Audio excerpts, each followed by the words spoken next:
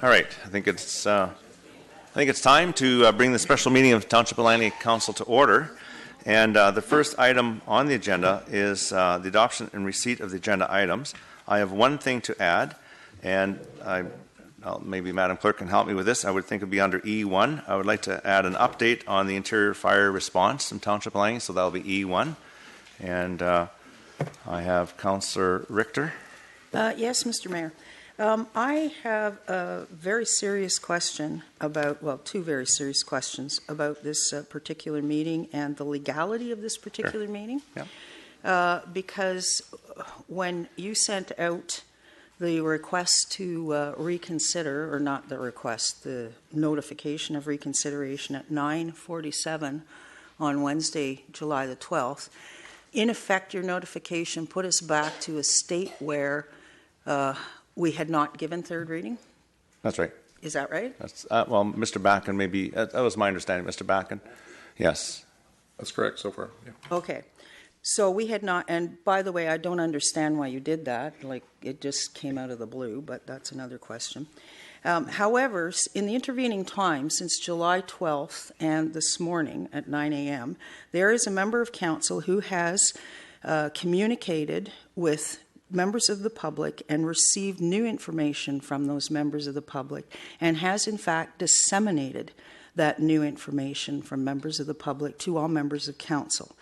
Because of that, I believe that the entire third reading is invalid and we need to have a new public hearing. So I don't even think this meeting is in order, because the rules of process and procedure with regards to a bylaw and a public hearing and a third reading has been invalidated by a member of this council. No, I appreciate that. And basically, I discussed it with Mr. Backen and with legal counsel to ensure that we were on solid legal grounds, because I certainly don't want to circumvent any process. The fact, and there is a question, and I think it's going to be put on to the agenda to reconsider the public hearing. I believe there's a member of council wants to put that on. So as far as the process and bringing back reconsideration of third reading, that process is sound under the community charter. As far as the legality of it, if there is question on whether or not the time between public hearing and third reading, which the point that you raised, that there may have been some information distributed to council, it doesn't invalidate the third reading. It may cause a new public hearing to be held, but the meeting is still valid under the community charter and under my authority as mayor to bring back something of this nature for reconsideration. Okay, you've brought it back. Yeah. I understand that. I don't agree with your decision to bring it back, but you've brought it back. Yeah. However, there is a legal issue here in my mind, because as councillors, we are repeatedly told, repeatedly, that we cannot accept new information from the public until third reading has been given. And yesterday there were two incidences, one at 8:32 p.m. and another one at 9:11 p.m. The administrator even sent out an email to all of us saying, do not accept, do not read. And yet this councillor made it a point to ensure that this was circulated. This councillor also made it a point to bring my name into the whole discussion by directing one of the members of the public to get in touch with me because I had voted no. Okay. This is just wrong. No, it's fair I comments. think it's unethical, and I also think it's illegal. Okay. Well, it's not illegal. The ethics are your opinion, but a legal opinion is, we did get a legal opinion. Yes. Where is the legal opinion? I'll ask Mr. Backen for that. So all I can say to answer your questions is that under the community charter, we'll go step by step. Under section 126 of the community charter, the mayor has the right to call a special meeting. I don't need to give a list of reasons. I just have the right to call a special meeting. Under section 131 of the community charter, the mayor may bring back, I don't have it in front of me, so I'm going from memory. Madam Clerk could help if I'm wrong.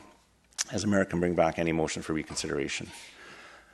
There's another section in the community charter on the roles of the mayor that the mayor is basically in the mayor's opinion. If there's something that needs the mayor's opinion, and I'm paraphrasing because I didn't memorize it, to ensure that he can bring things in front of council that in his opinion are important, basically important. And I looked at that, I read it over, I could dig it up in my email because I have it there, and brought that forward. Okay, but so, why did you bring it back? What is the important information that has to be considered and hasn't been? Excuse me, Councillor. You've asked some questions. I'm trying to answer them, okay? So I'm going one at a time here, okay?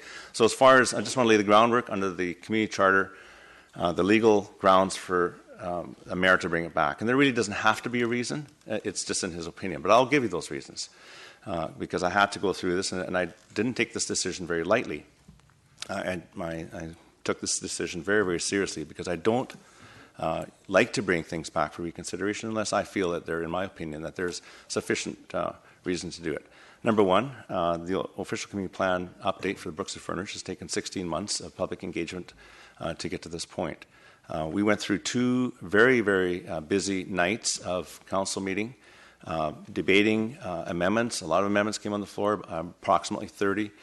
15 were approved. The other 15 had great debate by council, and I recall much of council, many of the amendments council believed were valid, but just for one reason or another, they felt that wasn't the place, but we won't get into that. So I felt we had 2 really long nights.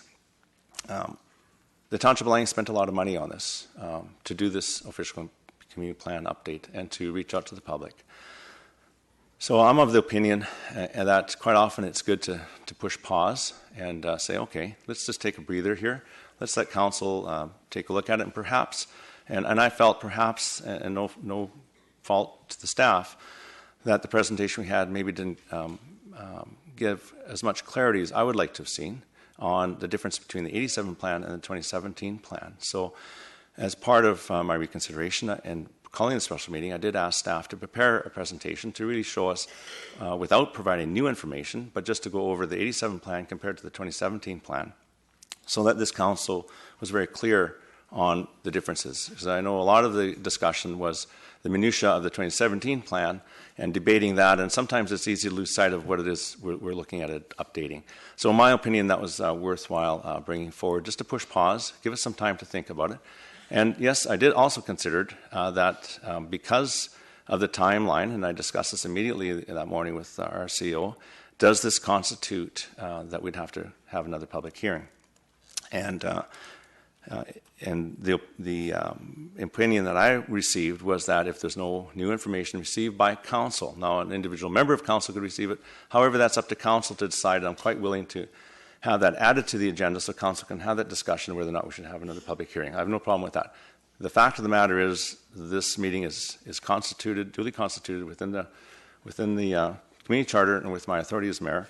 I believe we owe it to the public to spend a little bit more time in going through this, and whatever the vote is, but there's a process to be followed. So with that in mind, I felt it was necessary to bring the meeting forward, and I'll defer to Mr. Backen, who also has some comments, because we have discussed, and you asked about the legal opinion, and I know you'd asked for some information, and Mr. Lidstone was kind enough to reply early this morning.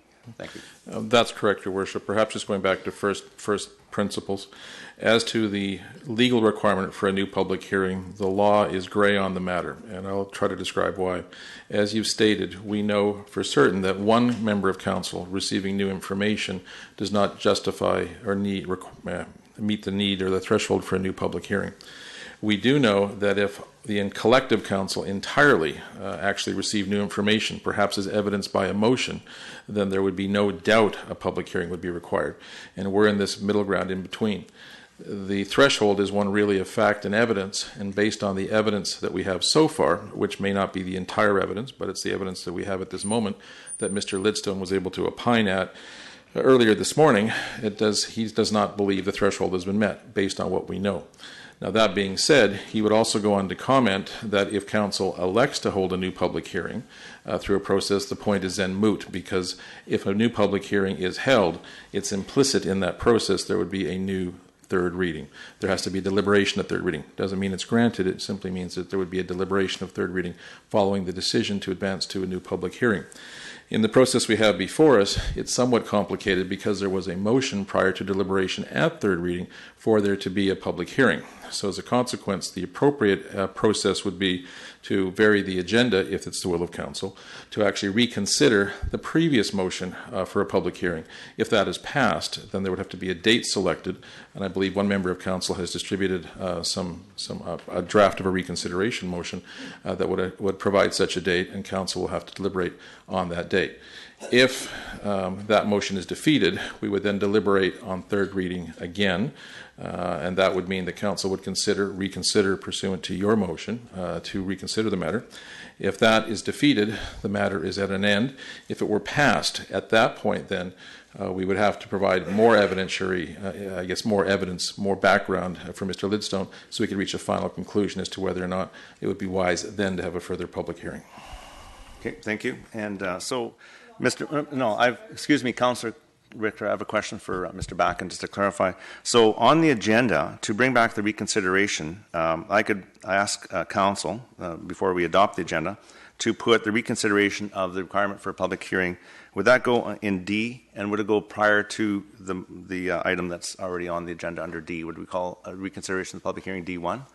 I think that would be prudent to make that D1. Then if that is disposed of, D2 becomes what's now on the agenda, so we slide them down. That's right. Okay. Thank you for that clarification. And so I would ask council that on the agenda that we add D1, the reconsideration of the amendment motion that I believe it's Councillor Sparrow had moved, that we hold a public hearing. So it'll be a reconsideration. So I'm asking that be put on D1, so then it would be a motion of council. Okay? Right. Thank you. Okay. Councillor Richter? Yes. Okay. So I am referring specifically to the email. There are two, but I'll refer to one from Mr. Nelson Toy on behalf of 19 members of this community. And on June 27th, item number 24 on page 62 of items distributed. I'm going to show that new information was sent to this council. There's a point of order, and so the point of order, Councillor Long, is. Well, I think you're trying to run a meeting. Yeah. So, and so what I would say, Councillor Richter, is that what you're saying is fine, but we are going to put it on the agenda, and that would be the appropriate time to bring it up on the agenda. But my whole point is it's illegal for us to even be doing this right now. So, Your Worship, because third reading has been violated. No, it hasn't. Your Worship, Councillor Richter? Mr. Lidstone's opinion is there's not sufficient evidence to say it's been violated, but it's clear there was an email sent from one member of council, from the public to the member of council that was disseminated. We also know there was a caveat sent out, please do not review. To this date, we have no evidence if each member of council has reviewed it triggering the public hearing. What we do know, though, is by actually referring to the email at the council table, that would provide the evidence that would likely trip us into a public hearing. So that's why caution must be exercised by the chair. Thank you.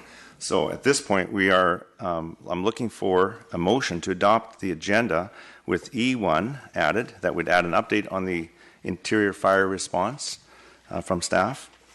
And that D1 would be that council bring back for reconsideration the amendment to hold a public hearing for bylaw 5300. That is what I'm putting on the floor, and there will certainly be time for discussion when those agenda items come on the floor. So is there a mover? Councillor Sparrow. This is for the agenda. Councillor Whitmar seconds. So I'm going to call the question on the agenda. All those in favor? Oh, Councillor Davis, yes. Oh, sorry, Councillor Davis, push your button. D1 is the Brookswood Fernridge Community Plan, bylaw 5300. That'll be D2. That's D2 now? D1 is the public hearing. We're going to do the public hearing amendment motion first prior to going to... And the amendment is we go into another... To go to public hearing. We go to a public hearing. That's right. Does it say when? No, we'll discuss. That'll be... Okay. We'll discuss that. Okay, thank you. So it's just to get it on the agenda. This is just to get it on the agenda so we can vote. Okay, so show of hands. All those in favor? Opposed? Councillor Richter and Councillor Arneson are opposed. The motion is carried. I would like to have a motion to adopt the regular evening council meeting of July 10th and July 11th. Can I have a motion, please? Councillor Fox, second by Councillor Sparrow, And Councillor Richter on the adoption of minutes and errors or omissions? Yes, I want a clarification with regards to page 10 of the minutes from July 11th.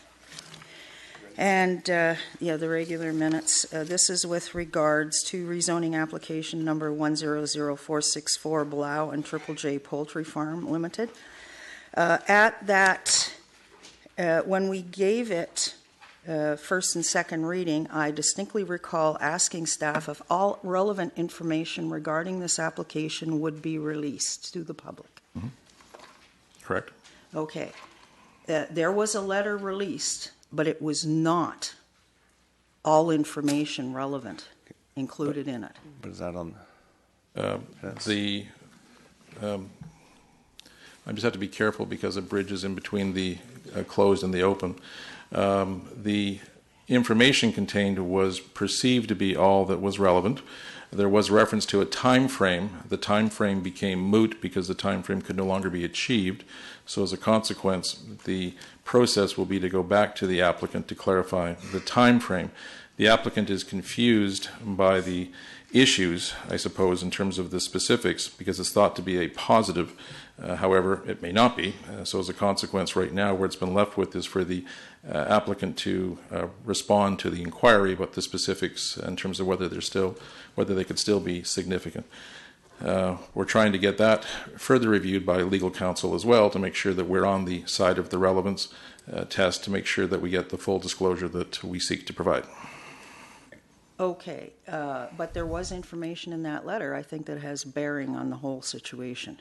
I think the information you're referring to was the outcome could have been more positive, arguably, if the timelines could be met. Those timelines are not being met, so now they're looking for other ways to achieve the same results. Okay. Do we still have the option to release the letter we received? That's correct. In an in-camera session. Let this question finish. We are in the minutes, so we should really move on. In an in-camera session, council could decide to release the entire document because that's their prerogative at that point, keeping in mind there was some requests associated with that document. Thank you. So now we're going to vote on, there are no errors or omissions that I can find. So I'm going to call for the vote on the adoption of the minutes. I'm calling the question. All those just by hand. All those in favor? Opposed? It's carried unanimously. It's just minutes, so we're not going to go into. Alrighty. So now we move on to presentations. And there's a presentation prepared by staff comparing the proposed 2017 Brookswood Frontage Community Plan as amended with the current 1987 Brookswood Frontage Community Plan. Mr. Seffi, thank you for, and I know you worked, I'm going to get both mics on if you need, and I appreciate the fact that staff put this together in such a short order. Thank you very much, Your Worship. We have, or I have with me again, Mr. Chu and Mr. Nelson. I can advise Council that we asked Mr. Nelson to rearrange his travel plans. Actually, no, we didn't. He's actually flying this afternoon, but he was kind enough to agree to join us this morning in case there are detailed questions that Mr. Chu and I cannot answer. With that, Your Worship, we have put together a bit of a presentation to go over firstly, the amendments that Council had approved to the 2017 Brookswood Frontage Community Plan update, and then secondarily to provide Council with a comparison of the 87 plan versus the proposed 2017 plan, which includes, Your Worship, a couple of scenario analyses in terms of some sites that hopefully will not be identifiable, but we have run a couple of scenarios on them in terms of if they were to be processed based on the 87 plan versus the 2017 plan.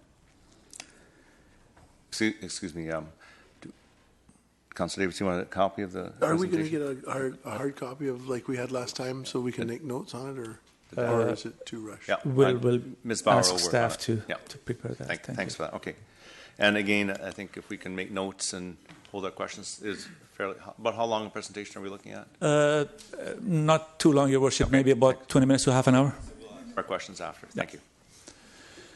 So this is a list of the amendments that Council did approve, Your Worship, as well as the ones that Council considered but not approved. So beginning with the amendments that Council considered on July 10th, the first three relate to the single-family 2 and single-family 3 designated residential areas. And the amendments were firstly to incorporate language that were recommended by staff that would strengthen the intent and clarify the intent with respect to tree protection being the reason behind the permission to go to lower lot sizes in order to protect trees, and secondarily to make sure that there's a cap. That was the one that council approved in terms of the total area that could be developed to the lower, in the case of the single family 2, 7,000 square foot lots at 10%, and then in case of the single family 3 designation to go to 5,000 square foot lots also to 10%. And also Amendment 3 eliminated the all references to the 4,000 square foot lots and replaced that with 5,000 square foot lots. Implications of that, Your Worship, is that generally overall the ultimate population projection will be less. We haven't analyzed to what degree. It will be minimal, but there will be less overall population in the entire community plan area. The fourth amendment, which was subsequently reconsidered by council, initially on July 10th, was to designate the manufactured home park called the Cedar Creek at 3031 200 Street to manufactured home park. And Amendment 16, as I said earlier, on July 11th, then changed that to the 1987 plan. Amendment 5 was regarding the overall population projection. It was to, I guess, reiterate or clarify that the population projection of 39,000 applies to the entire area and not just the undeveloped area of the plan. And that was incorporated or approved by council to be incorporated. And then subsequently, Amendment 6 was to make sure that there is reference made in the document, in the community plan, which is the overarching, bigger, or sort of the mother document, in terms of the population projection per neighborhood. This staff does not believe adds any value, but nevertheless, it was something that council approved. So it's incorporated, or it will be incorporated in the plan if it was to be considered by council as an amendment, and it includes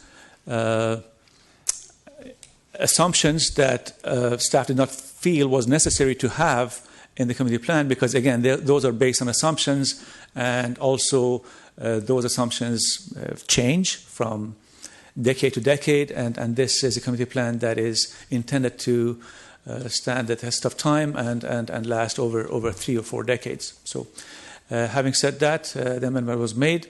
The next amendments, 7 and 8, were considered by council for building height or relating to building height and phasing, but not approved. Amendment 9 was regarding priority. So that amendment allows staff to process applications adjacent to the existing developed area prior to applications or ahead of, or in a priority order over applications that are received in the other areas, to provide a bit of a transition, to make sure that there is adequate attention made to the transition between the developed and the undeveloped areas. Amendment 10 was regarding specific sites, 20633 and 20685. The amendment was based on the request from the owners, and that was submitted in writing to council prior to the public hearing, to go from the single family 2 designation, which is which provided for the lower possibility of lower lot sizes, to the 2 acre single family 1 lot size, essentially down designating.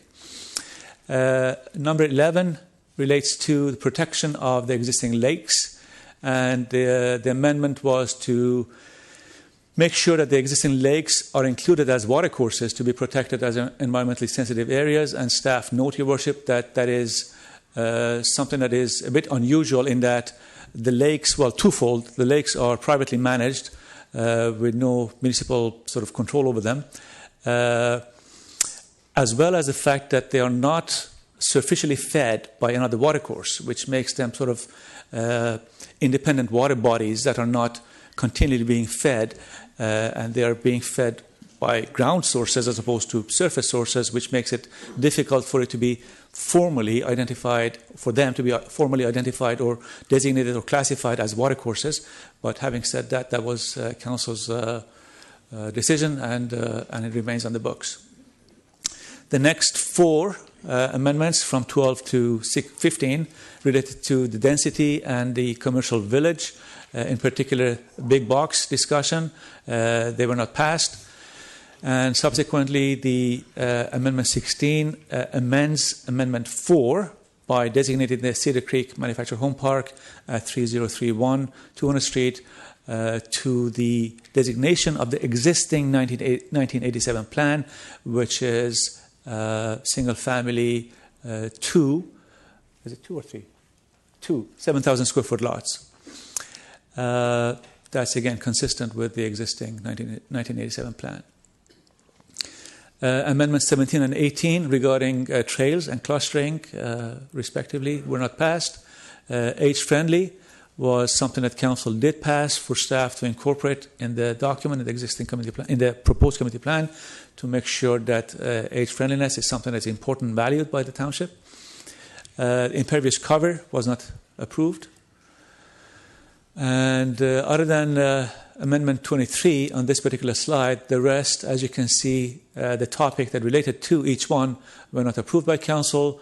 The only one that was approved to add big box retail as a prohibited use in the commercial village of the Brookswood Furnished Community Plan area, 32nd and 200th, and that was or is to be incorporated. These were the list of 28 amendments that were considered by Council, Your Worship, on July 10th and 11th. And I'll now pass on to Mr. Chu to carry on with the comparison of the 87 and the 2017 plan. Excuse me, I have one question. If you go back to the when we reconsidered the mobile home park, you said to designate. So just I want to be very clear that amendment was to designate Cedar Creek Mobile Home Park to the same as the 87 plan, so there'd be no change. But I don't know if you mentioned this, but to subsequently to bring forward the bylaw amendments to designate it as a mobile home park upon addition of the Brookswood Fernridge Community Plan update as a separate process. So that would mean that once this is received fourth reading, and I believe the amendment said immediately, so then you would immediately start the process, which would then entail public, like a public information meeting and bylaws and public hearing. Is that correct? That's correct, Your Worship. It allows a fair process, transparent process. It would be separate from this. Okay, thank you. Yeah. It is, yes, after this bylaw, if it is passed at fourth reading, then it becomes automatic. Thanks. Mr. Chu, thank you. Good morning, Your Worship, and thank you. Mr. Nelson and I will take turns to present the rest of the presentation, and our focus will be comparing the existing 1987 plan with the proposed 27 plan. And before we do the comparison, I'd just like to go over some of the major changes in terms of legislative context, regional governance, and township higher level planning. Back in 1987, we were doing all the municipal affairs based on the enabling legislation, the Municipal Act. And that was basically adopted by the province in 1985. And fast forward to today, we're operating under the new Local Government Act that was passed by the province in 2000.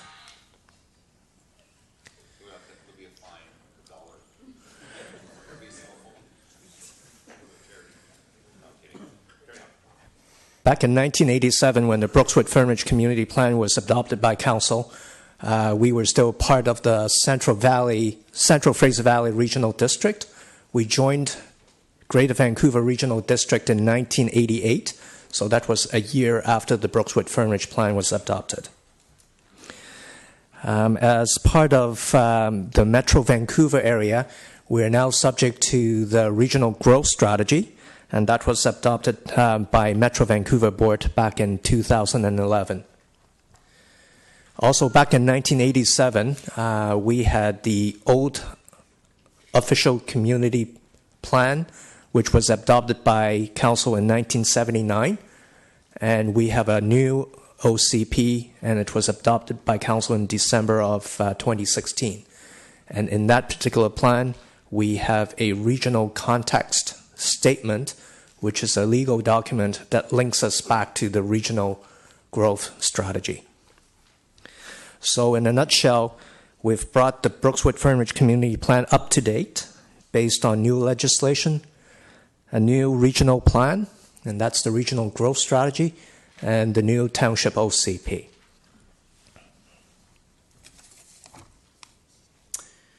So the proposed 2017 community plan includes a vision statement and 14 set of guiding principles. The vision statement serves as an inspiring image of what Brookswood-Fernridge will be like in 20-25 years from now. Guiding principles support the vision, supplying broad statements that provide direction for more detailed policies and guidelines in the plan. Hundreds of community members helped shape the vision statement and set of guiding principles through lively discussions at our community planning team, our community workshops, and then further refined through feedback received at the public open house. The 87 plan does not have a vision or guiding principles. The proposed plan includes policies that align with the vision statement and guiding principles and lay the foundation for the overall spatial structure of a sustainable community. These policies are based on the design principles of centers, walkability, and transit-supportive development. The proposed plan includes policies for community and neighborhood centers and neighborhood areas beyond the centers that establish the arrangements for the overall built environment. Towering conifers and small-town feel are key features of the area. Elements of small-town character include low-scale buildings, public spaces for social interaction, walkability and natural features and open spaces. The policies for residential cluster development and community identity, which outline key features for the design and layout of future neighborhoods, aim to ensure the distinctive features of trees and small-town character are integrated and preserved. The 1987 plan does not have any of these features. The 87 community plan accommodates 35,000 people and includes a series of land uses and associated policies, including 6 residential and 4 commercial designations, as well as institutional, parks, and conservation walkway designations. The last on this list has no policy support. The proposed plan accommodates 39,000 people, which is roughly a 10% difference, and includes also a series of land use designations, including 6 residential, 2 commercial, one of which accommodates mixed-use development, as well as institutional, park and open space, conservation, and utility. The 87 plan has 85% of the population accommodated in single-family dwellings and 15 accommodated in multifamily and manufactured home parks. More of the multifamily units in the 87 plan would be apartments, and there is no height limits and no mixed-use development as part of the 87 plan. In the 2017 plan, 70% of the population is accommodated in single-family dwellings, 30% in multifamily and manufactured home parks. Most of the multifamily units would be row homes and townhomes. Height limits have been specified for all multifamily, including apartments and townhomes in the plan. And in the 2017... Is that a typo? Is that a typo, or is this 23%? It says 70%? Yeah, that's a typo. That should be 30? Yeah, 30%. Okay, thanks. Yeah, thanks. Sorry, not a 2, 0 after the 3. Sorry about that. The 2017 plan provides a broader mix of housing types relative to the 87 and includes a policy for seniors housing as well. The 87 plan has approximately 121 acres designated for commercial uses with no restrictions on the size of the commercial use. 2017 plan has 47 acres designated for commercial. This is a right-sized approach that was taken with the update, recognizing changes in the commercial and retailing in general overall in the last 30 years, new commercial areas that have been added, in the vicinity and south of the Fraser since 1987, and also reflecting the community's desire to have more local serving commercial, hence the maximum size provision in the proposed plan to restrict larger format retailers.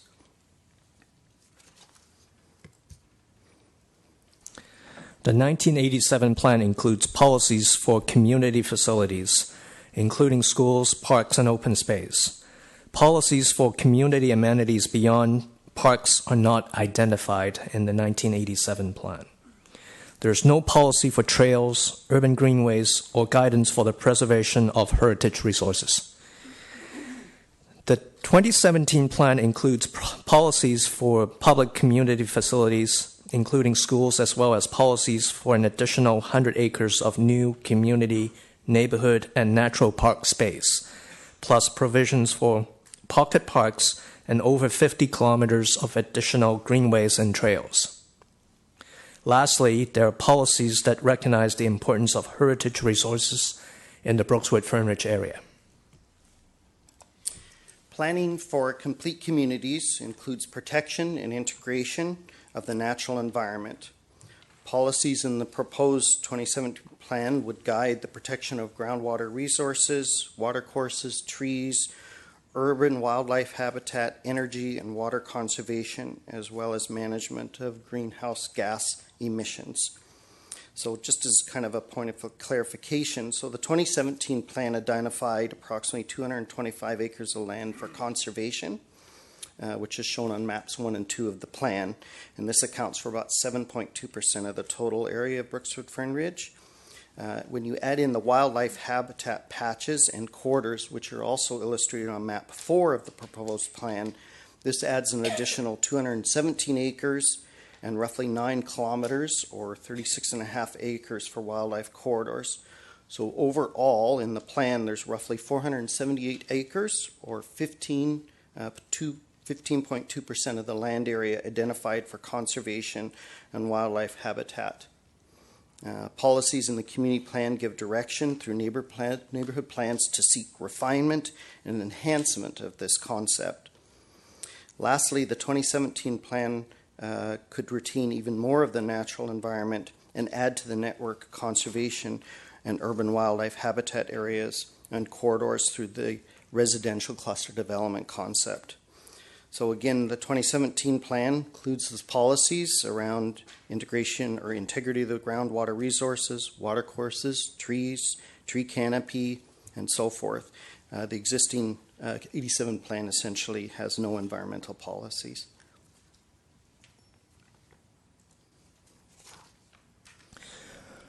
Mobility and transportation play a key role in the livability of a complete community. The 1987 plan identifies the broad network for roads. There are limited policy provisions for universal access, pedestrian, and cyclist circulation. There are no policies for planning for transit and parking management. The 2017 plan promotes a multimodal transportation network with pedestrian and cyclist components as networks as essential components. The 6 travel lanes along 200 Street in the 1987 plan have been removed, and additional policies for transit readiness and parking management are included in the proposed plan. Sustainable development in the undeveloped areas of Brookswood-Fern Ridge is contingent on securing sufficient municipal sewer and water services and stormwater infrastructure. The 87 plan provides policies for stormwater, water, and sanitary services. Specific policies regarding stormwater management and groundwater are based on analysis completed in 1985. The 87 plan includes policies for general design criteria for drainage and infiltration systems. The 2017 proposed plan similarly provides policies for municipal water, sanitary services, as well as stormwater management. These policies are informed by more recent analysis, such as the Water Management Plan, done back in 2009, and then more recently the Anderson Creek and Fern Ridge Integrated Stormwater Management Plans. So again, the 2017 plan also includes policies for emergency and protective services. A community plan contains policies to guide decisions on land use planning and growth management. It is intended to provide a general direction with conditions. Based on community values, a community plan lays the foundation and charts the course for more detailed neighborhood planning. The 1987 plan includes minimal commitment and guidance to neighborhood planning. It provides direction to consider development in advance of township servicing at council's discretion. The proposed plan includes policies to do neighborhood planning and include a public engagement program consistent with the public engagement strategy and charter. The proposed plan includes additional policies regarding rezoning, financing, and amendments. It also provides direction to consider development in advance of neighborhood planning at council's discretion. And lastly, the Local Government Act indicates that a community plan may include development permit area and associated design guidelines. So the 87 plan does include some minimal guidelines for commercial and multifamily developments. The proposed 2017 plan includes a comprehensive set of form and character guidelines for commercial, mixed use, and multifamily developments. The 2017 plan also includes objectives and guidelines for the protection of farming along the urban ALR edge, and guidelines for energy and water conservation and the reduction of greenhouse gas emissions, guidelines that work hand in hand with the BC Energy Step Code. Your Worship, at this point we'll present two scenarios which are basically to illustrate the two key elements of the plan. One is tree protection, and then the other one is preserving the small town character. And here's the first scenario. So this is a hypothetical 12-acre site, plus or minus. What's shown here is one example under the 87 plan of doing 7,000 square foot plus lots on a layout here, resulting in approximately 49 lots. Tree protection measures are not applied in the 87 plan, so tree protection here is minimal at best. And this is an example of a sort of 2017 implementation with providing a range of 5,000 and 6,000 square foot lots, resulting in 56 single-family lots in that same area, resulting in 18% of the land for tree preservation, for around 2.2 acres of it, and that's captured sort of on the south, what we'll call hypothetically the south portion, adjacent to the other tree stand area, and a bit along the main street on the north part, pulling back the lots to provide a wider greenway and tree area. And then this second example is a slightly larger site, again next to a contiguous set of tree stands we'll call to the east. It's approximately a 20-acre site. So showing a 7,000 square foot lot subdivision, you end up with approximately 84 lots, minimal tree preservation. And then this new layout, again showing a range of 5,000 and 6,000 square foot lots, you end up with 83 lots, and in this scenario 23% of the land, or approximately 4.8 acres of the land, would be set aside for tree preservation on the east side. And that wraps up this section of the presentation, and I would pass this back on to Mr. Savey. So, Your Worship, just a schematic, I guess, overview or comparison of the two plans, the 87 plan versus the 2017 plan. This is what the land use plans for both of the plans look like in comparison. As was referenced by Mr. Nelson earlier, the overall population projection is only about 10%, increase with the 2017 plan, but it does include the proposed 2017 plan, that is, does include a number of more stringent and more defined requirements with respect to environmental protection, with respect to provision of services, amenities, and all those things. And just in summary and conclusion, Your Worship, these are the 7 points that staff feel are highlights that allow the 2017 plan to prevail over the 87 plan. Neighborhood planning, as referenced, is only referenced in 2 spots in the 1987 plan, not a requirement, but just referenced as something that could be done, and very minimally referenced, whereas it is a requirement of the 2017 plan. A consideration of major services and amenities, including schools and parks, are pretty much non-existent in the 87 plan. The housing diversity is not there.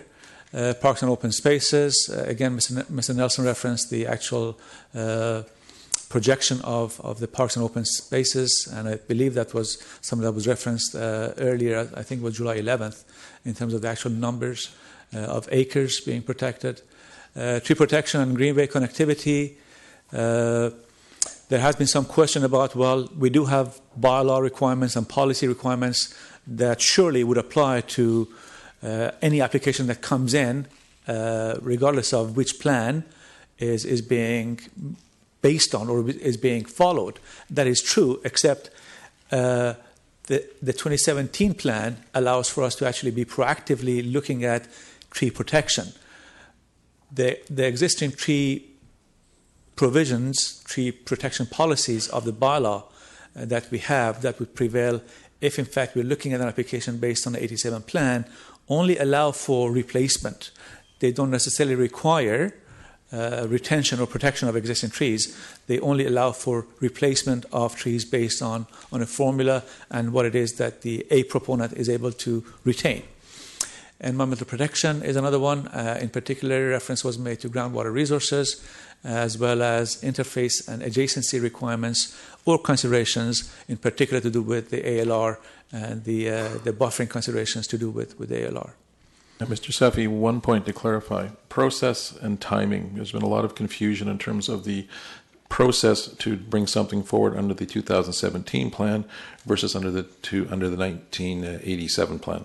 And I believe that's revolving around the need to go through the neighborhood plan process. So could you comment on terms of how the processes would be different and the timing that would be involved? Thank you for the question. Yes, Your Worship, the timing and the process. The 87 plan, as I said, number one, does not mandate the requirement for a neighborhood plan process.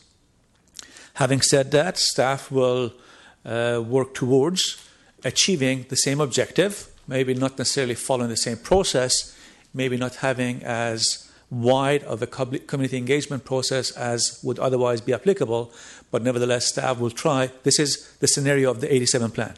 Staff will try and address the things, the considerations that are typically associated with the neighborhood planning process, those being land use and services, whether they're appropriate in the context of the bigger area. Again, not having a requirement of the plan means that a proponent could arguably argue its need, which means that the process to begin to bring the application forward to council is going to be prolonged because the proponents, in particular the more, savvy ones, the ones that are more seasoned and have done work in the township, will question why it is that they're having to provide that, and it would ultimately be something that council will have to consider and approve based on the council decision of the time that the application comes forward. So having it as a requirement of the 2017 plan means that it will be easier to incorporate, easier to implement, easier to require, and as such, faster in terms of being able to negotiate a requirement of a neighborhood planning process as part of a development application. In terms of timelines, if we go with the 87 plan, one could feasibly consider, an application by the proponent being taken about 6 months to complete.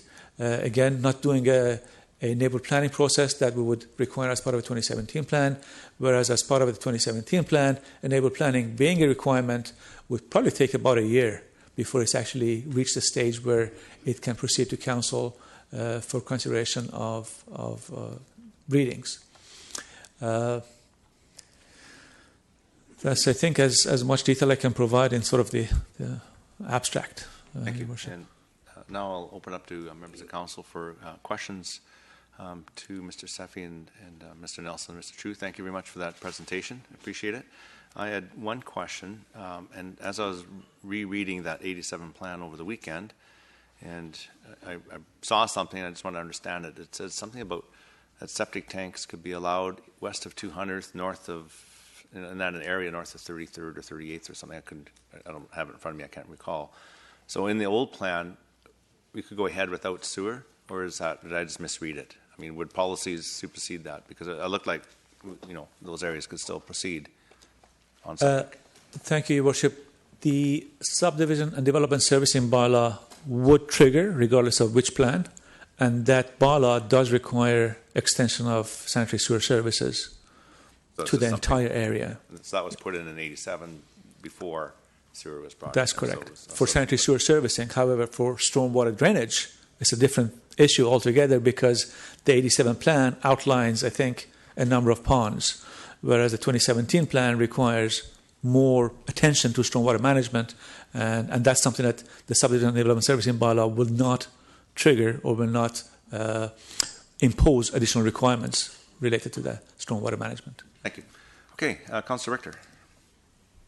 Yes, I just want to make sure I've got the hierarchy, that I understand the hierarchy. So the lowest level is kind of the neighborhood plan, and the neighborhood plans roll into the community plan, and the community plan rolls into the OCP, and the OCP is subject to things like our sustainability charter, our age-friendly strategy, our housing action plan, and the regional growth strategy. So the question that I have, if that's the case and that's the way this works, the 87 plan, if it was to remain in place, is still subject to the sustainability charter, the master transportation plan, the servicing bylaw, the regional growth strategy, the housing action plan, the age-friendly strategy. Those still apply to the 87, whether we're with 87 or not, right? No, they wouldn't, Your Worship. The hierarchy is correct, as Councillor Richter outlined. That is the hierarchy. But for something to be actually applicable, the plan has to be amended. I can recall a recent example that might make it a bit more clear for Council. In recent weeks, I think it was last meeting actually, Council approved a zoning bylaw amendment at third reading. What was the first and second reading? Anyway, it triggered an amendment to the rural plan. The rural plan that we have is a child, if you will, is a lower level document than the OCP. The zoning bylaw that we asked Council to consider, the proponent asked Council to consider, was in compliance with the OCP, but not the rural plan. So what that zoning bylaw amendment did, even though it was compliant with a bigger document, with a sort of the overarching OCP, it was inconsistent with the rural plan. Therefore, the zoning bylaw triggered an amendment to the rural plan. So there is a potential that a child, if you will, of a bigger document is inconsistent with its parent, and that would then be a requirement for that document to be updated as part of any application that comes in. So are you saying then that if we stuck with the 87 plan, the sustainability charter wouldn't apply to it? Mr. Sefi, I think the question is, are they not concurrent documents? They both exist, they both apply. It would be staff's interpretation then to actually bring the sustainability charter into the application as opposed to having the application follow the prescriptive process, which would be in the plan itself. And ideally, Your Worship, one would start at the highest end and have the plans undertaken subsequently to go down the list. But if that doesn't happen, it means that a plan is not subject to the higher level document. It just means that we have two conflicting documents, even though But they're both applicable. don't we amend the document? So wouldn't we amend the 87 plan if there was a conflict between the 87 plan and a higher document? We could, which is exactly what is being done with the example that I mentioned. The rural plan it is would have possible to live and work with the 87 document. It'll just be a little more more complicated, consuming. certainly, and there would be uncertainty, and there would be questions being raised by development proponents each step of the way in terms of where is the validity of this requirement, why you're asking for certain things, because it's not specified in the And the 87. the 87 plan has very definitive language as opposed to very subjective language in the 2017. Like, is there a problem with definitive language? There is no problem with the 87 with definitive language, Your Worship. Staff has already advised Council that most of the definitive language in the 2017 plan, or the non-definitive language in the 2017 plan, are within the development permit guidelines. I think 90% staff actually did an analysis. 90% of the non-definitive language is in the development permit guidelines. The reason why, when you compare the two, you'll find that maybe the 87 plan is more definitive is because there virtually is no development permit guidelines in the 87 plan. And why it is that staff recommends based on the professional advice, not because of the preference, the non-definitive language is really to leave the decision-making to Council. It is supposed to be a set of guidelines, development permit, that is. They're guidelines for Council to decide whether an application is appropriate in the context of the neighborhood with respect to its form, siting, character, looks, and environmental measures and other aspects. As such, all of our development permit guidelines are non-definitive to provide Council with the flexibility to decide whether they can exercise their judgment, whether something, in their opinion, is meeting the test or not. But is there any reason why Council couldn't have more definitive language? Like, we have unfettered discretion or jurisdiction, right? That's correct. Yeah. Okay, my last question is, the 87 plan, did it include phasing? The 87 plan did include some phasing, Mr. Chu? It's an indication of phasing. It is similar to the 2017 plan in terms of just an indication of I guess, the catchment areas. It does not provide a sequencing order. It does not mandate the necessity of completing one before another one can commence. Based on servicing. It's based on servicing. So if you compared the two documents on the basis of phasing, what would we say? Both documents are based on servicing and catchment. The 2017 plan is considering stormwater catchment as well as school catchment boundaries, whereas the 87 plan was perhaps just servicing and no consideration of stormwater or schools. Neither one mandates the requirement of a certain phase being completed before another one can begin. Okay, thank you. Thank you very much. Just clarification on one of those points on the. I know I've discussed this with you several times, and again, this is very in-depth policy framework that we're dealing with.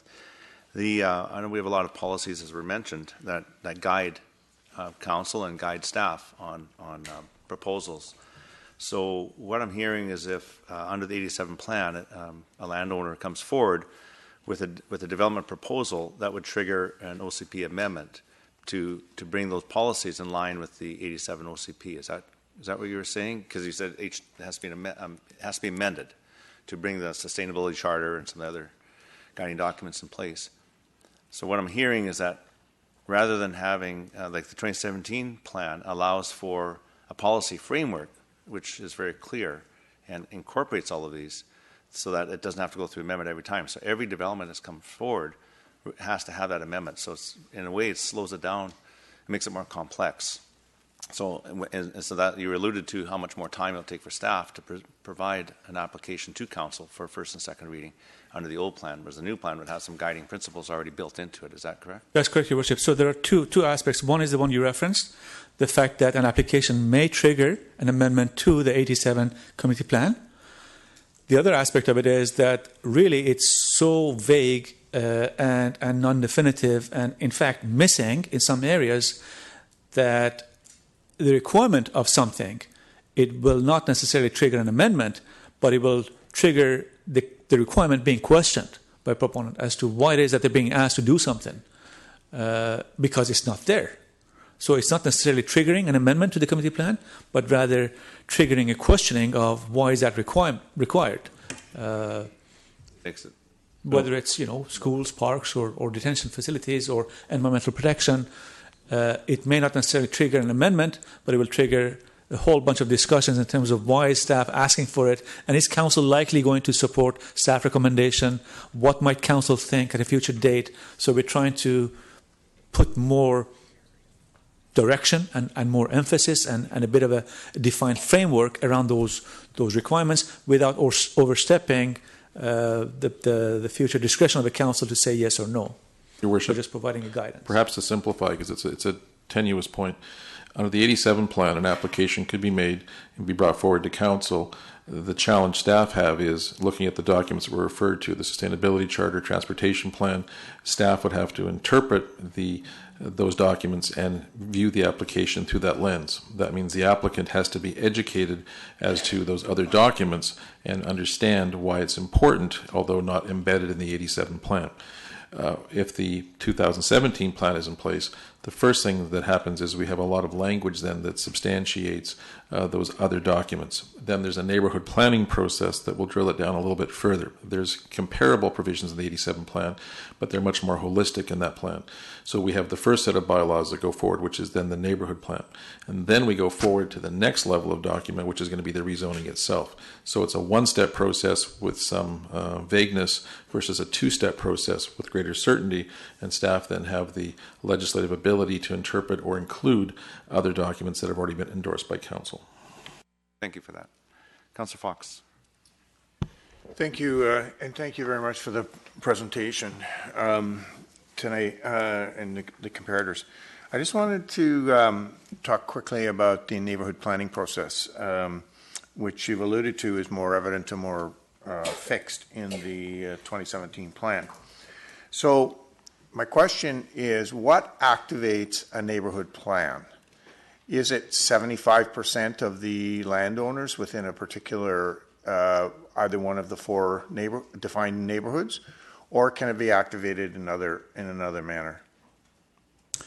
Thank you, Your Worship. To Councillor Fox's question, there are, I think, three ways that a neighborhood plan can be initiated. One is through the direction of council, and that would be, I guess, accompanied with appropriate allocation of funding in either the current or the future year's budget. Typically, a neighborhood planning process would be about $150,000 to $200,000 expense and about a year-long process to complete, just typically on average. The other way that it could be done is through a request by landowners within an area. And that is pursuant to council policy. Council can amend or ignore its own policy. The policy states that landowners within an area can, 75% of landowners within an area having 75% of the assessed value of the land within that area can present a petition to council to commence a neighborhood planning process. Council at that time can either, again, allocate funds if council so chooses, or council could then ask the proponents to front end, if you will, to front load the cost of the neighborhood planning process, and then have that cost shared amongst the landowners within the area as development occurs within the entire area. And thirdly, I guess one way that is not necessarily thought of immediately, the third way is as part of a development application. A development application could come in the absence of a neighborhood plan for the area, and the requirement of a neighborhood plan could either be outright in the community plan or could be discussed at a staff level in the absence of an outright explicit reference in the community plan, in which case, arguably, it could be either completed or not, again, subject to council. But the fact is that the third way would be concurrent with the development permit application. Again, it would not be something that the financing of it is questionable as to how it could be done. It could be done both ways. It could be done either by the proponent as a condition of their development at entirely their own cost, subject to council. Could be done by the proponent at their cost, but with a recovery mechanism built in, subject to council. Or it could be done by the proponent at the township's cost if sufficient funds are there. So I hope that was clear in terms of the three potential. It's clear as the silt in a stream after a big rainstorm. That's okay. But I'm gonna go on here. So, direction of council. So funding of $150,000 to $200,000. That was number one that you alluded to.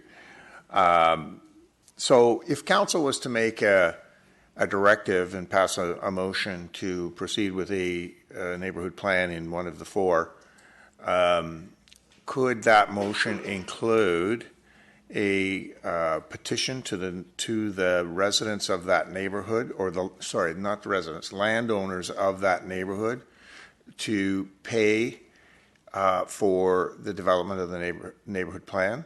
In other words, a bit of a hybrid between your number one and your number two? Your Worship, assuming that Councillor Fox is referencing a 2017 plan when you talk about the four.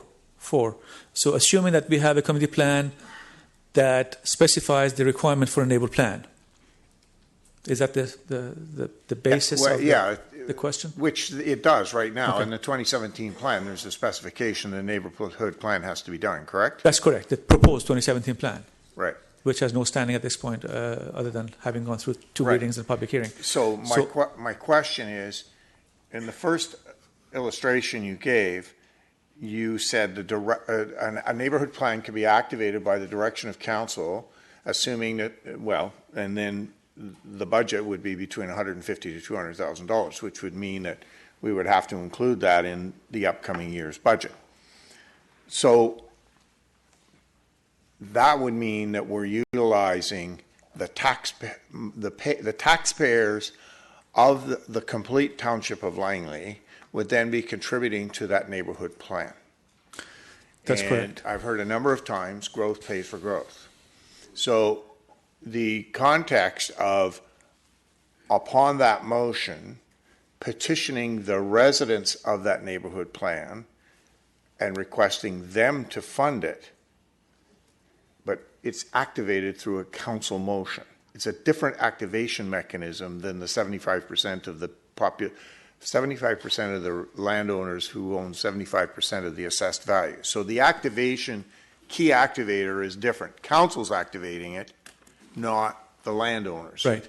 And I guess in that kind of a scenario, Your Worship, it could be done the way that Councillor Fox describes it. Council could initiate it and then ask the property owners within the area to pay for it, but then the property owners in the area could refuse. And there's no mechanism for council to actually impose that cost.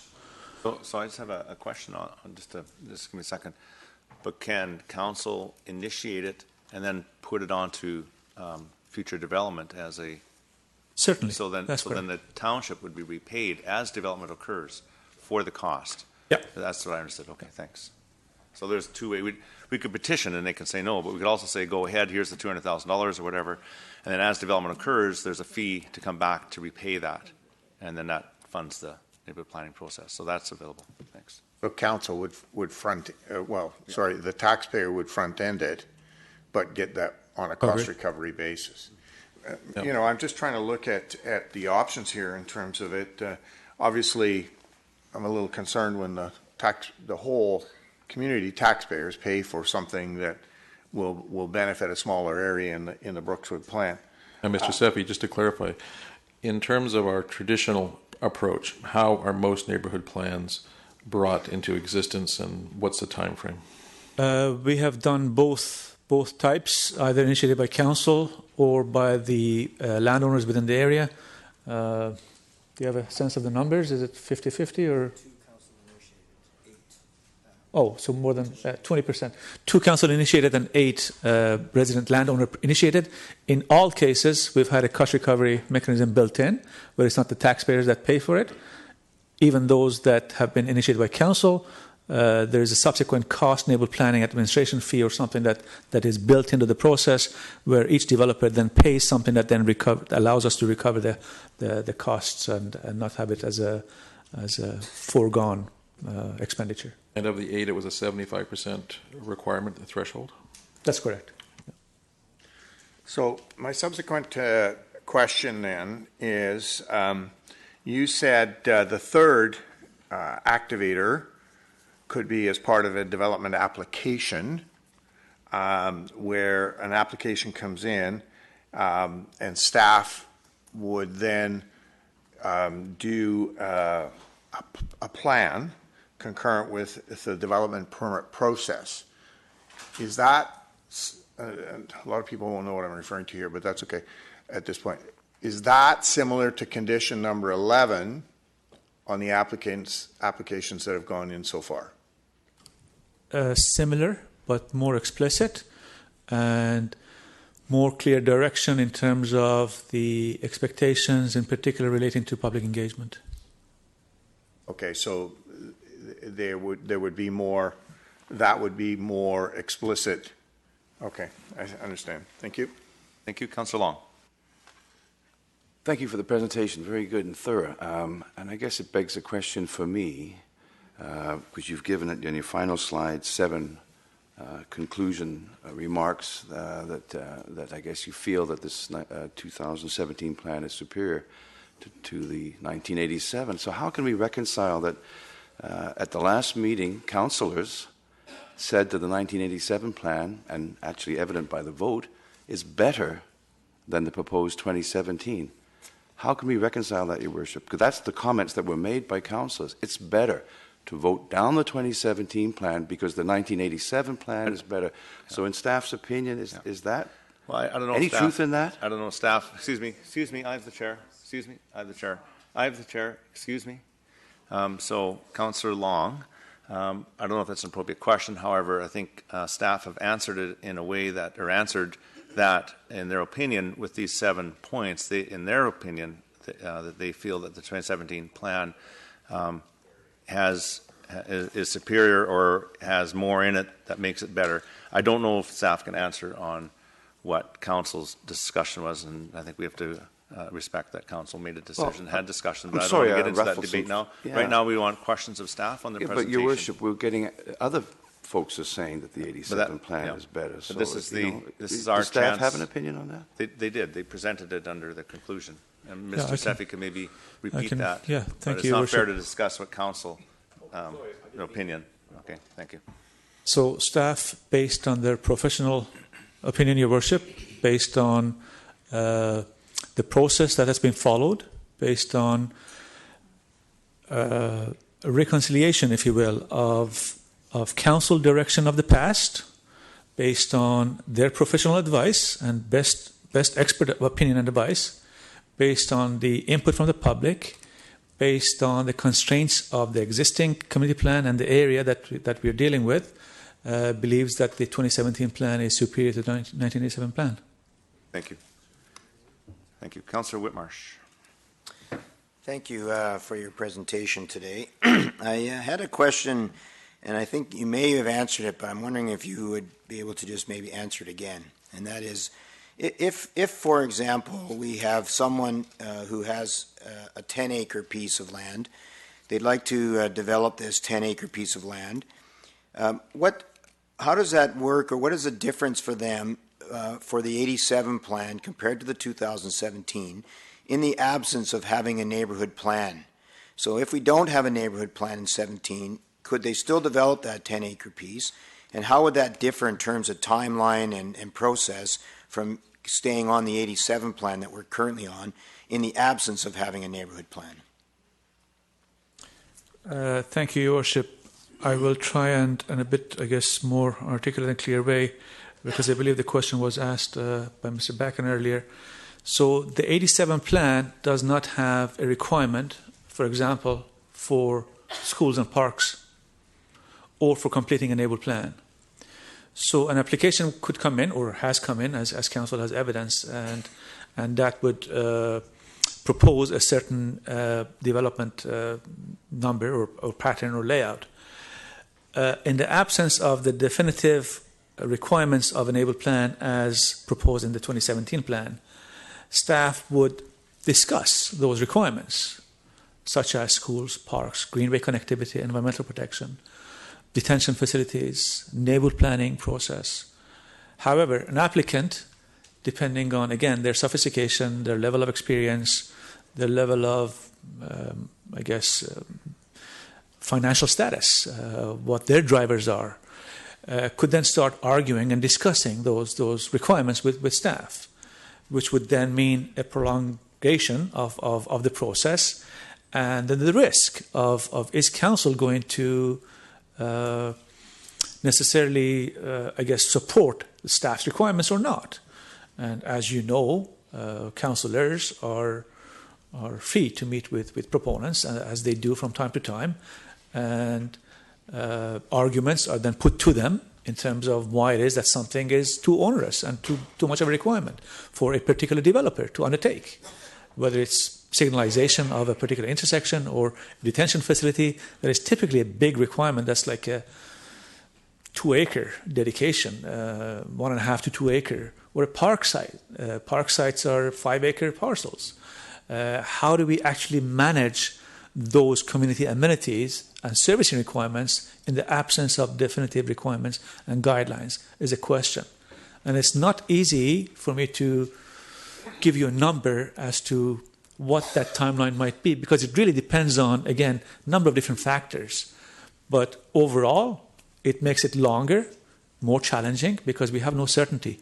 We have no direction, if you will, in terms of what is council actually looking to, what is council likely, not definitively, likely going to be wanting at a future date based on the work that has taken 2 years to complete with thousands of public input points. So having that definitive language in the plan helps tremendously with us processing an application. What it means in terms of process, timelines, is difficult, but it would make it shorter and easier to administer for staff and proponents and the public, I would argue.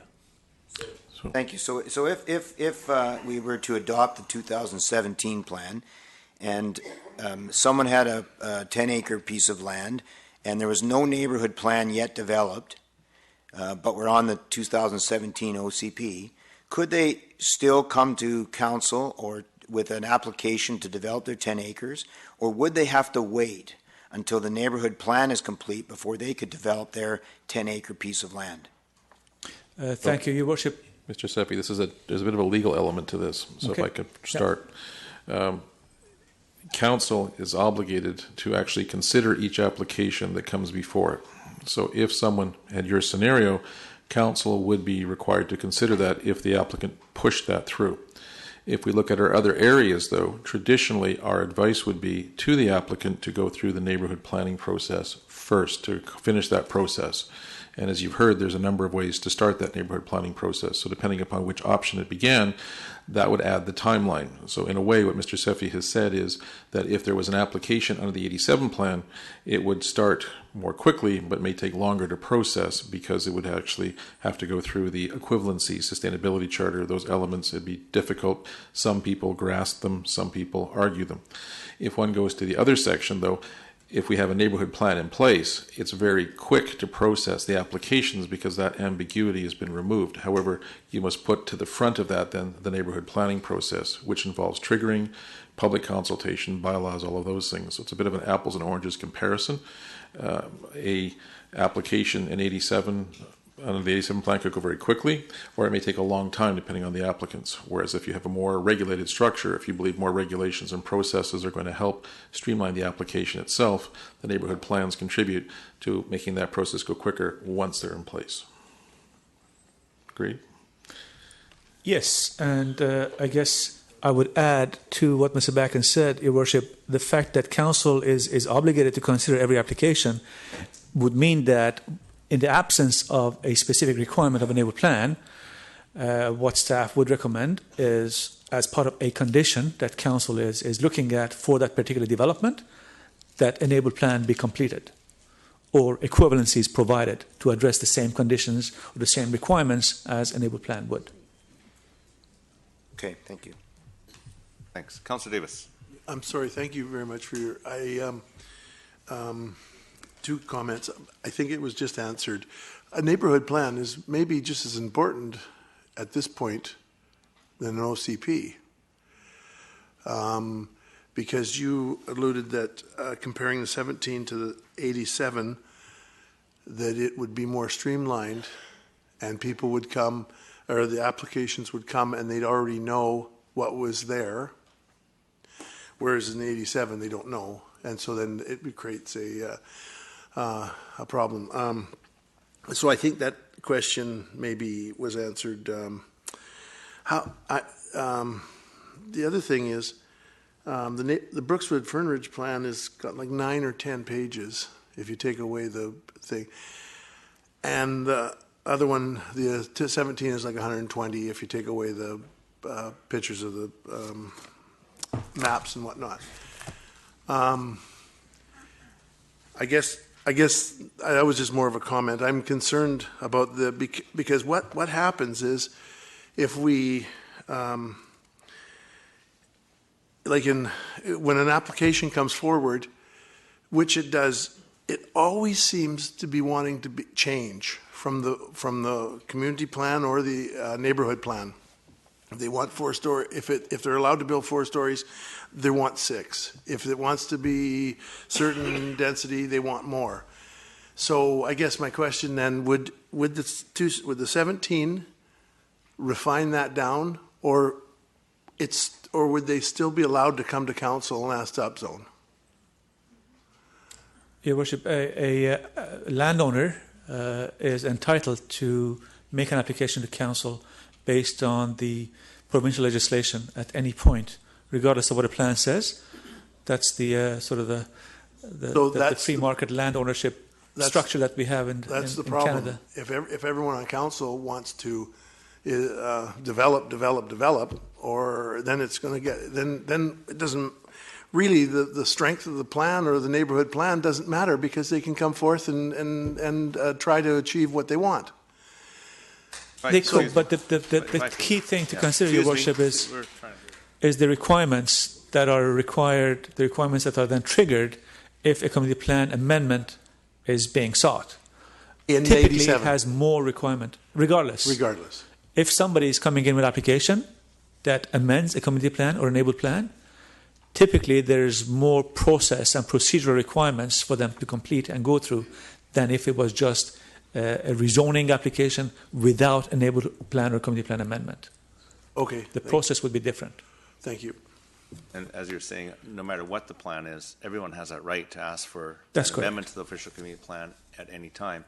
So having a plan with less criteria in it is going to trigger a lot more OCP amendments than a plan that has more criteria, which will be more structure for staff to go on. And certainly that right exists and exists today. We see it all the time. Just as you mentioned, Councillor Davis, we see official community plan amendments come all the time because of the necessity to make it work. But that also gives flexibility. If 30 years from now things change, council today can certainly consider, we have to have that flexibility. I don't think you want to take it away from council, yet it's something that, it's all of council has to make a decision on. And it always exists no matter what plan you have. So hopefully that helps. Is that sufficient? Okay. Yep. The other thing is we charged $20 for this. We never collected it. We never collected it because I was going to say, okay. But you can pay $20. No. It's okay. Thanks. Okay. Councillor Richter, you're on. Yeah, well, I just want to pick up on Councillor Davis's point because that's a good one. And he's right. There's an awful lot of applications that come before us now that want amendments to the OCP or amendments to the neighborhood plan or variances or whatever. Now, it strikes me that we would have some sort of a template to go back and look at in what's happened in Willoughby. And do we have any statistics on how much more dense Willoughby is relative to the original OCP, or how many variances to the neighborhood plans that have been put in place in Willoughby have come through in Willoughby? Is that data that's readily available? Because another factor that I think is important is the language. If the language of the OCP is too permissive, you're inviting developers to want variances. And I think this was a point that came out from people that talked to this council in the first public hearing, that the tougher the language is, the less wiggle room there is. And I don't think using council as an excuse is a good one, because no council can fetter a future council. A future council can always change the rules of the game. And if they don't like the way the game's being played, they will change the rules of the game. So I still think one of the huge loopholes is the language in this document. I mean, it's got a lot of policies, but that's all they are. They're policies. They're not requirements. They're just policies. Thank you. I'd just like to pick up on that. There's a very good question that Councillor Richter asked, and that's regarding the population. If we can compare it to the most recent OCP and neighborhood plans that Council's been working through for the last 20 years, I guess, and that's the Willoughby plan and the subsequent neighborhood plans.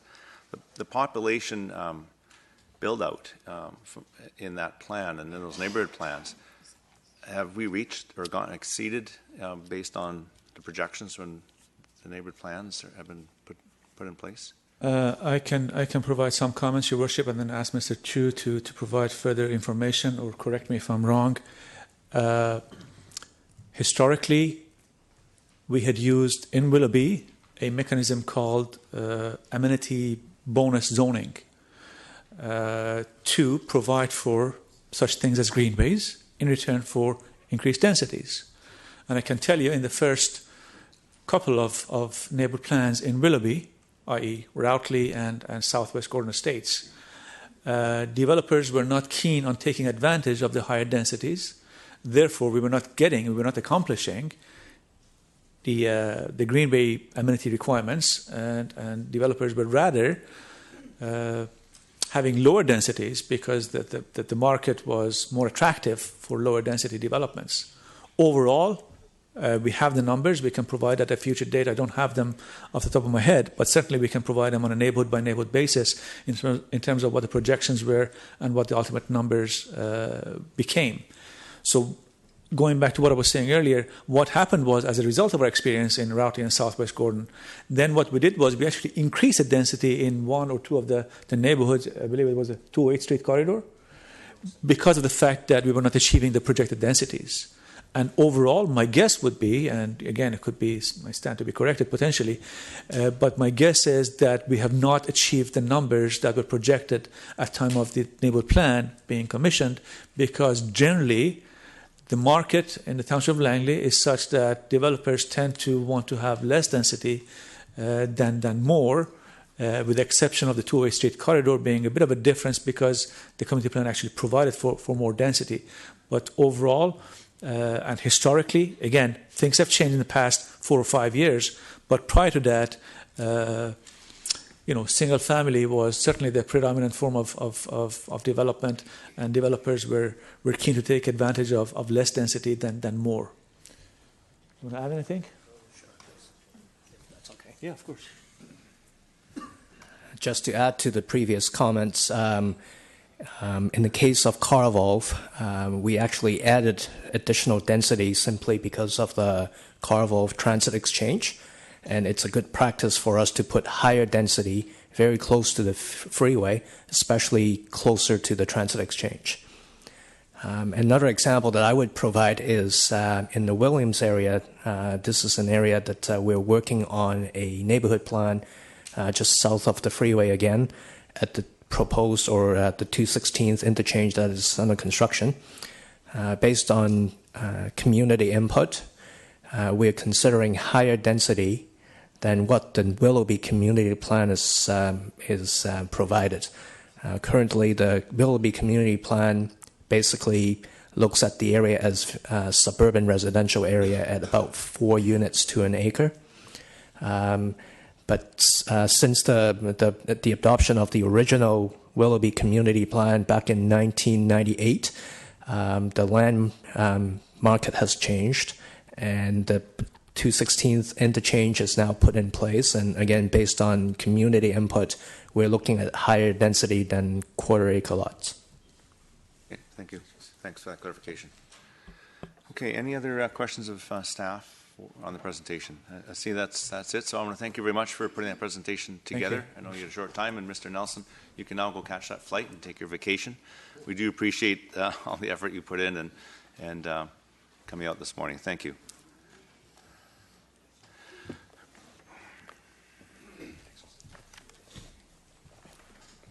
Okay, so now we'll move on to items from prior meetings, and as we had adjusted the agenda, D1 would be a motion. We'll get the writing, the terminology right, but it'd be a motion to reconsider the amendment to hold a public hearing. What would be the wording? Okay, that's correct. Okay, sure. So I would like a mover, please. Councillor Sparrow moves it. Seconder. Councillor Richter seconds it. So speaking to the reconsideration. Yeah, well, I'm assuming we are reconsidering the original Sparrow Arneson amendment. I believe it's number 28. It's on page 7 of the July 11th minutes. And that motion simply said that the amended OCP be sent to a public hearing. So it's the amended OCP that's going to the public hearing. Yes. So this is what we're now reconsidering. Yes. Okay, and as we have to vote first on whether we'll reconsider. We're voting on. Council has to approve the reconsideration first, and then we vote on. Then the motion comes back on the floor. The amendment comes back on the floor as if it hadn't been voted on, and then all the rules apply, and then we'll have another vote on the amendment. Okay, so but can we amend this? Like, can we add a date? For example, yes. Yeah, but first we have to get the motion to amend it, and then we can add, and then the motion as if it's live, and you can amend motions, you can defer motions, you can do whatever you want in motions as if it's live, but we first have to have the reconsideration approved. So that's what we're doing right now. Okay? Any other discussion on the reconsideration motion? Seeing none, I'm going to call the question, and so this would be D1.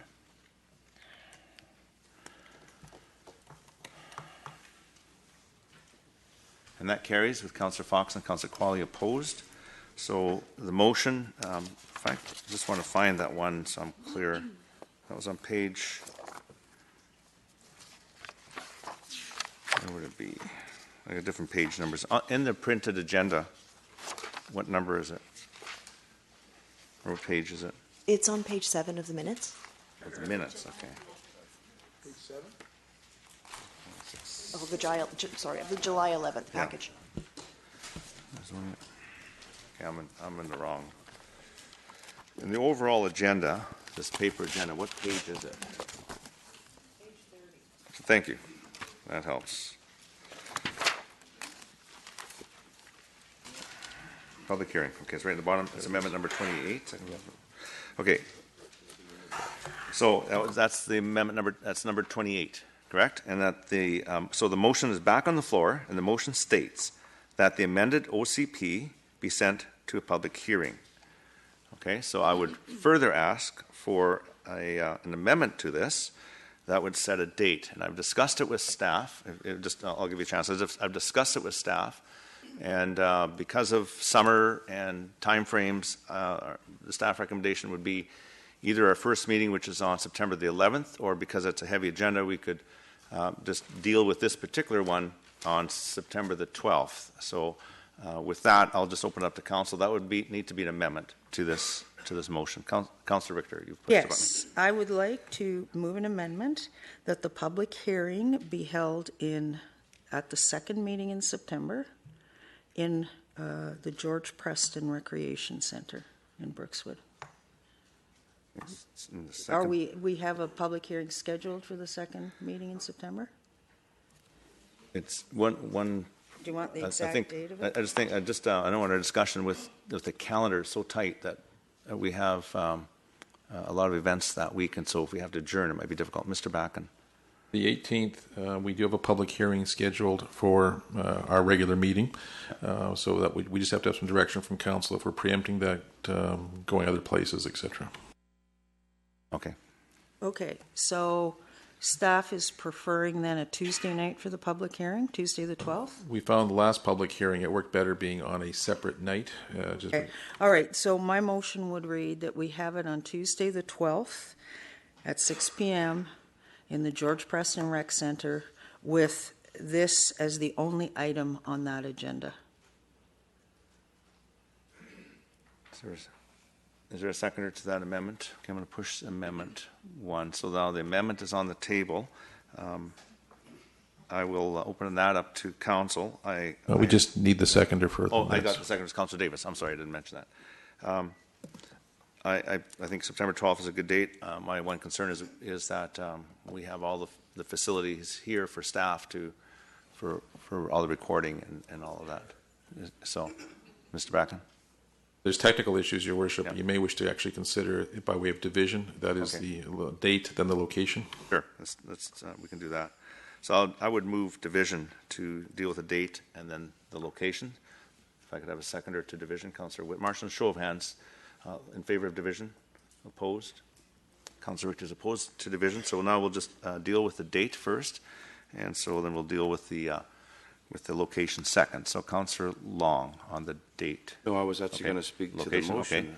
Okay. Councillor Arneson on the date. Okay. Thank you, Your Worship. I guess I'm supportive of that particular date. Actually, I had written my own motion having to do with having it no sooner than September 15th and also at the George Preston Centre. There's support of the date. Thank you. Councillor Davis. Be one Gavin Davis that won't like it because he's going to Disneyland. Oh, well. But that's okay. We can work around that. The happiest place on earth. Okay, what I'm concerned about is, did we, I know there'll be a lot of, there's two issues. Maybe we should have it in Brookswood, and I think, but why right not? now we're dealing with the date. Just the date. Oh, okay, the date. Okay, no problem. We'll Sorry. Next. That's fine. No problem. Yeah, the date is going to come, whatever. Okay, so I'm going to call the question on the first part of the amendment, and that is the date. So that was on, back to my D1. And that carries with Councillor Fox, Councillor Arneson, Councillor Qualley opposed. And so now we're on to the second part, and that's the location.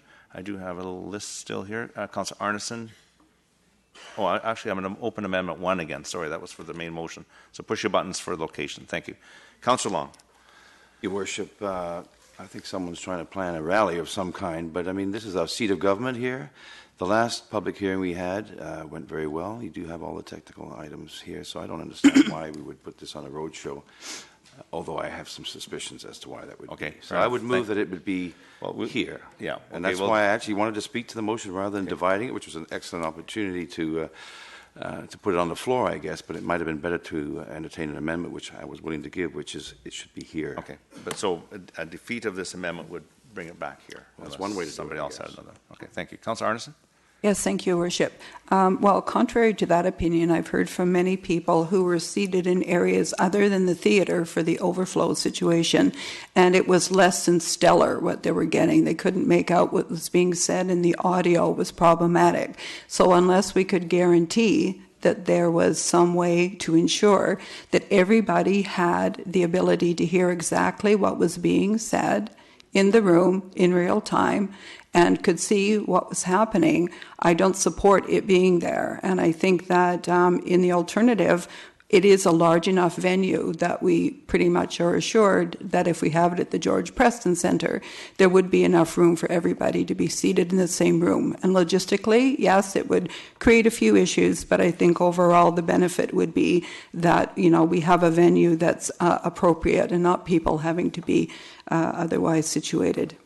Good. Councillor Richter on the place. Yeah, I mean, the first time when we heard the 2014 plan, we ended up taking it out of this venue down to Brookswood Fernrich. And I don't understand, I mean, this is an extremely important bylaw for all of Brookswood, and I think it's only fair that we have it as close to them as we can get it. And we do have the facilities there. The facility does hold the people, and it's close to home for those people, and that's why I think we should have it there. And I agree with what Councillor Arneson said, the fact that there were several different rooms here ongoing, and staff had to bring people from whatever room they were parked into this room in order to speak, instead of everybody being able to be in the same room, is not right. And third point I want to make is I think it is extremely inappropriate for Councillor Long to make the comments that he has made relative to this being a staged performance. Thank you. Good comment. Okay? Good comment. Thank you. Councillor Davis, please no clapping. We're trying to run a meeting here. Councillor Davis. I just think maybe it doesn't matter to me. Okay. I guess. And, yeah. Sorry, my mic. Thank you. Councillor Whitmarsh. Yeah, thank you. Just a question to, through your worship, to staff. What would be the technical things that we might be missing or not able to do if we were to hold this at George Preston? Technically, it's a matter of equivalencies. First of all, just thinking it through, we'd have to make sure we displace whatever may be there that night. That's not a big concern. We would then have to engage probably sound systems and stage, which we've done in the past. We'd have to make sure that's available. Again, that's all certainly attainable. We'd want to make sure then that our programming could be web streamed. Now, do we do that in remote locations? So I'm being told that we can't then do the web streaming. Public hearing is not web streamed. It's not web streamed in any event, so it would have to be, wouldn't be an issue in terms of that. So we'd simply be recording the information and proceeding. So it's really the logistics, I think, is what the difference would be. So it's possible. Just with effort, it's possible. Is that clear? I think that's a good summary, which I would just advise as well. In terms of presentations, we won't have the same technical capabilities for screens and shows. It would be more the traditional podium style, where people would come up and they would be provided with their information. We wouldn't have the same ability to project, the pictures on the screens or the photos from the delegates. Okay, thank you. Thanks. Okay, and Councillor Long, I'll get to you next, but I haven't spoken yet, so I'll just say that we lived through 2014, and I know in 10 days we had 6 nights of public hearing. First was the OCP update, and then it was the Coulter-Berry, and by the time we did the Coulter-Berry, which ran 3 nights, staff had a plan in place, and it ran quite smoothly, and we saw that the last time it ran quite smoothly. However, I hear Councillor Arneson says, and I think staff need to address some of the concerns regarding the audio, and I think we can do that. But the public hearing is really a place for the public to present to council, and for council to hear the public. And certainly this venue allows council, in my opinion, allows council to be able to focus on what is being presented to them in this environment. And so I certainly support staying here. However, whatever council desires. Councillor Long. Oh, Your Worship, I guess I'd be happy to support this to go to Brookswood then, if councillors will be going into that meeting with an open mind, because some councillors haven't voted for anything throughout the last 3 or 4 years in this process. But anyway, we're going to move forward, and if we're going to all go in there with an open mind, and I need to remind council, I guess, that we're giving this a new public hearing means that we're starting completely fresh and going in unfettered. That's correct, Worship. That's what we're talking about here. That's fine. But I think we all understand that, Councillor Long. Well, I don't know if we do. So we do. Councillor Long. With the amendments. Yeah, we're dealing with the location, okay? So we're dealing with location right now, and Councillor Richter, then Arneson, and I think we should call the vote. Well, I haven't finished, Your Worship, because you may be dealing with location, but after this vote's taken... No, then if this vote fails, if this vote passes... Then we go to public hearing. Then we go to public hearing, and the next motion, we don't vote on the main motion. Because That's correct. So this is the last time to speak. If the motion passes, right, which I'm happy to support now, yep, that we have it in Brookswood, then we go into a new public hearing with all the new information that's coming from the 15 amendments. Yeah, we're just voting on location. Yeah, okay, so let's stay with location. Councillor Richter. Again, I think it's very inappropriate to talk about open minds. Read the minutes, Councillor Long, and we'll talk about how many votes you were opposed on. Okay, let's keep it to the motion. Okay, with all of that debate, I'm going to call the question on the location. Just location. We've done the date. We got that settled. So location. Then we have to do the motion as amended. So we still have more time. So this is D1. No, we're not on the amended motion. We're just on the location. Okay. It's George Preston. That's right. Is the amendment to move the public hearing to George Preston. So I need a vote. Okay.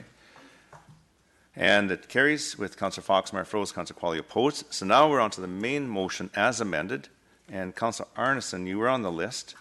And I had pushed the button when we were doing the amendments. I don't know if you still want to speak to the main motion. This is just the motion to have a public hearing on September the 12th at the George Preston Recreation Center. Can I make amendments to the motion?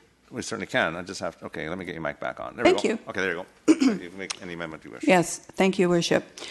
So I'd like to have another couple of items added to that list. What are you adding? Okay, I'm getting there. The first one is that there be a development application. No, yes. This is we're voting on is the motion to have a public hearing on September the 12th at the George Preston Arena. That's the motion. I just asked if I could make amendments to that motion. Okay. Okay. I'm sorry. With date and time. Okay. I'll let you finish. I'm sorry. I thought you were talking about amendments to the bylaw 5300. That's what I thought you were leaning. Okay. Sorry. I'll let you carry on. Okay. I apologize. That's misinterpreted what you were going. I just want to make sure we're following process. Yeah. Okay. So that development application, there's a moratorium instated in the defined Brookswood Fern Ridge planning area in the interim period, and that the existing clear-cutting prohibition remain in force until such time as council has voted on reconsideration of bylaw 2017-5300. Mr. Backen is shaking his head there, so I think there's Worship, these are probably new motions, and there's some complexities to each one in terms of moratoriums have a very limited duration and purpose, and there's a long history. And right now, the interim tree cutting bylaw remains in effect, provided we actually proceed in orderly fashion, which it sounds like we will for deliberations. So the one point was the tree bylaw that remains in effect regardless, and the other one was. Can I speak then to the brief moratorium? It's very short duration. Moratorium. Excuse me. Let me just. Councillor Fox. Excuse me. I just want to clarify. There was a motion put forward by council, as I recall, that stated that, I think it was as of May 16th, or whatever it was. May 8th we made the motion, but it was after the public information meeting on May 16th. That there be no further applications received under the old plan until this plan is considered. So that would remain in effect. Is that correct? I may have the date off by a day or two, but that motion, if council recalls, would remain in effect. Effectively, that's correct. There are some applications in stream, but they're probably too late to amend. They have to come before council through the process. But trying to vary that process would be very problematic at this point. But that is still we can still deal with that motion. Right. It's still there because we have not considered. This one. Yes. They can be received. That's right. But you said they can't be considered. They can be received, but they can't be considered. Okay, so the motion that we passed on May the 8th, does that remain in effect? Correct. Thank you.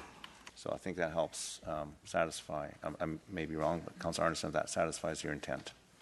My intention was not to have numerous amounts of applications coming forward prior to our final vote. Yes, but property owners still have the right to bring them forward to staff, whether they'll come up to council or not. I think that motion remains in effect. Hence the prohibition idea. Yeah, I don't know. Legally, according to Mr. Backen, legally we can't do a moratorium. We're already in a process here. A moratorium is a very extraordinary issue because of the fact previously a moratorium was attempted many, many years ago that complicates it tremendously about having a moratorium on a moratorium. So my suggestion would simply be that the traditional process remain, which is we go back to the May presentation, the May report that specified which applications were in process. Those continue in their natural course. Any new applications post that date are being advised they must comply with the new plan or wait till there's a resolution of that. And I think that's the best approach given the complexities we're facing. Well, so that continues. Thank you. Councillor Long? This is on the motion as amended for the public hearing on. Thank you very much. I've already made my comments about some things. I'd like to know what the status would be about Cedar Creek MHP then, because now we have an opportunity, I believe, to incorporate that in this new public hearing. So it is in the amendment. Excuse me. So it is in the amendment, and that amendment still holds. It still requires the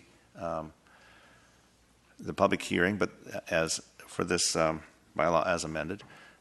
That amendment said to leave the Cedar Creek alone as per the 1987 plan. However, immediately upon approval or adoption of the 2017 plan, if it's adopted, that staff would immediately begin the process. Your Worship, that's only because we didn't have a public hearing. That's now that we have. But now we've already reconsidered. So I've given I know what you're saying. I've given it some thought, and then Mr. Backman can help me out with this. But because during the amending process and because of some of the legal constraints that Mr. Backman advised Council, I did bring it back for reconsideration under a procedural bylaw or under, I don't know if it's maybe even the community charter. We cannot reconsider an item for the second time once it's been reconsidered. So we have reconsidered it. So Mr. Backman, maybe you can help us through this legal morass.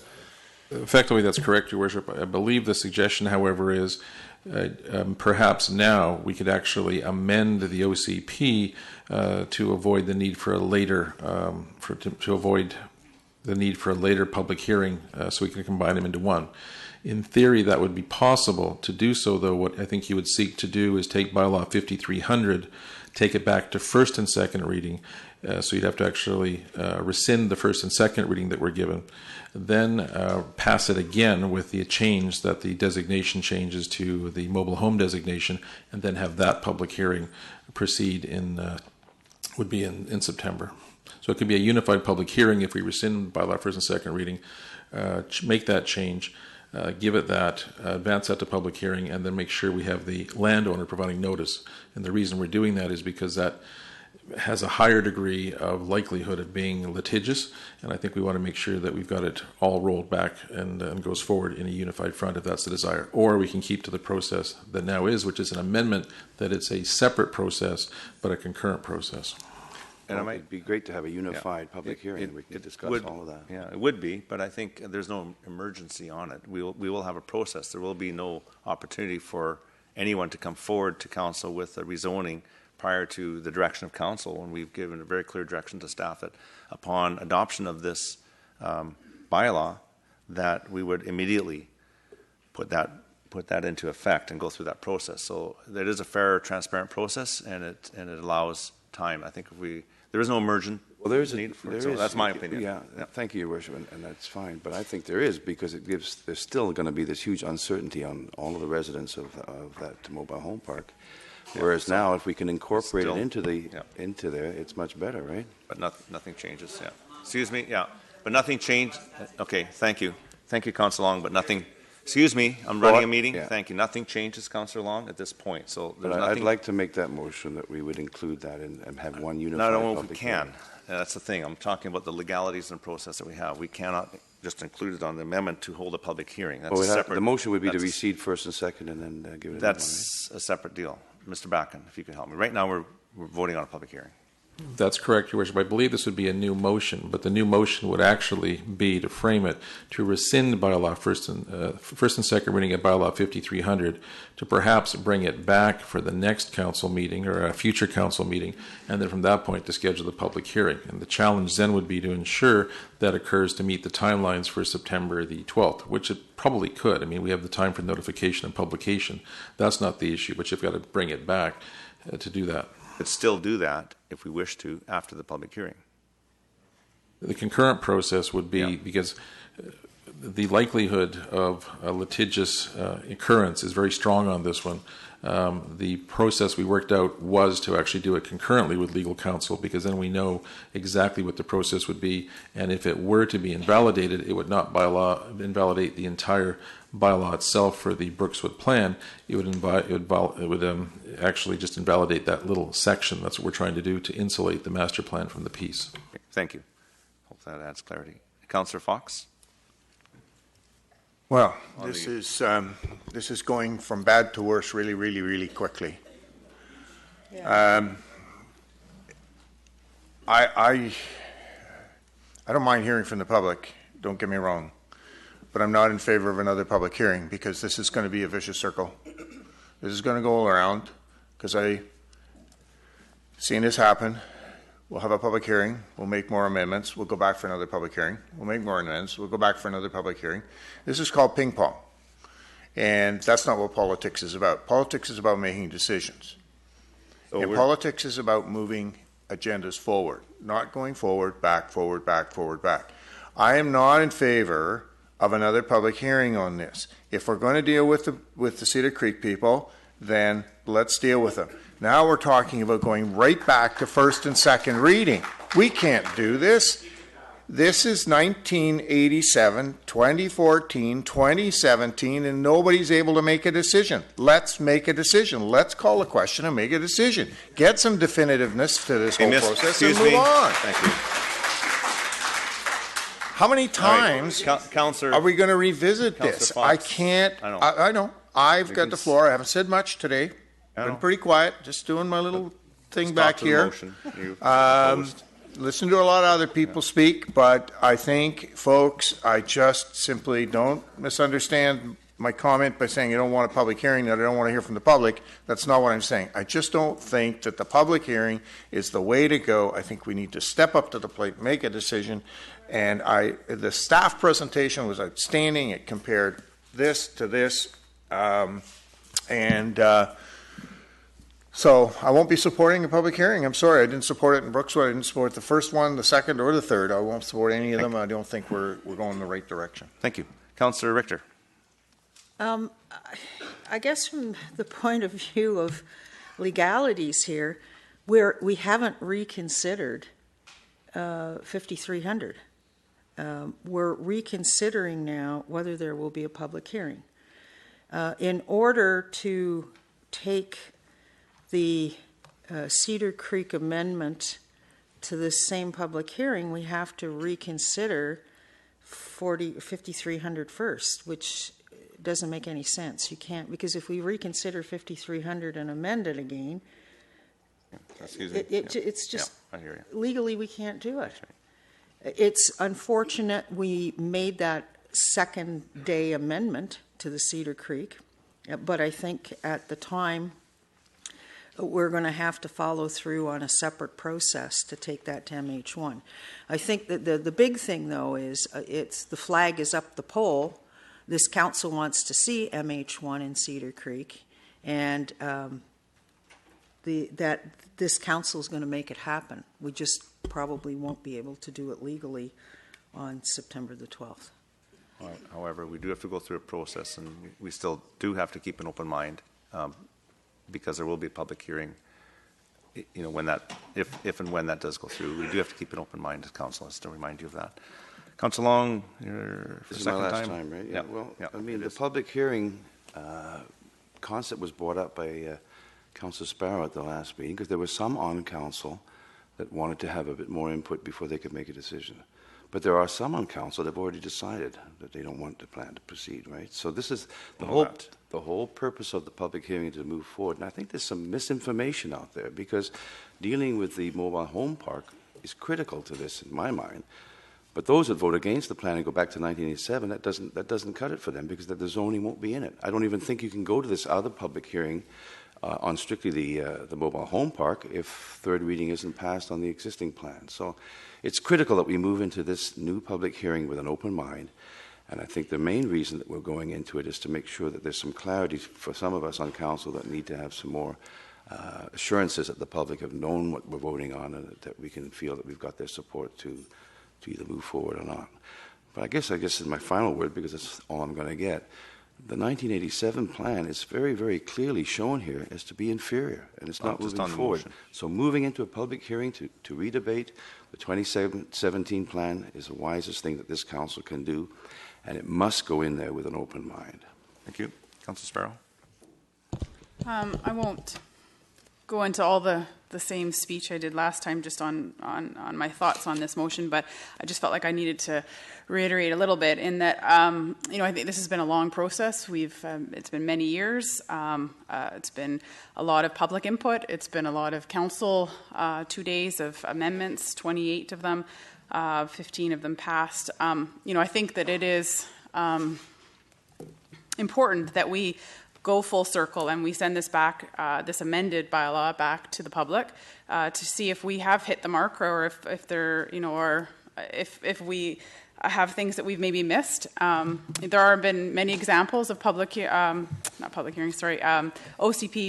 NCPs where we have had a real good understanding that the public is on board with us, and I feel like this has not been one of those where I can sit here and say that we have 100% hit the mark and that there isn't, that this is as good as we can get with this document. So I do think it's important that we send it back and that we hear from the public, and I think there's value in that, and I hope that Council will support this now a second time, that there will be the members of Council who will agree that we do need to hear one more time from the public on whether or not this is the document that we should be supporting and implementing for the next 30 plus years. Thank you. Councillor Qualley. Thank you. I don't, I'm open to hear from the public all the time. I'm anxious to hear what our residents think all the time. I'm not supporting this because I don't think we should be here today having this conversation. I think we voted on this already, and I don't think we should be having this conversation again. And I concur with Councillor Fox's comments that this isn't going to solve the problem. So I'll approach the public hearing with a complete open mind and be anxious to hear from all the residents again. But again, I don't think we should be even having this meeting today. Thank you. Councillor Whitmarsh. Yeah, this is a challenging topic in deciding on whether we should have a public hearing.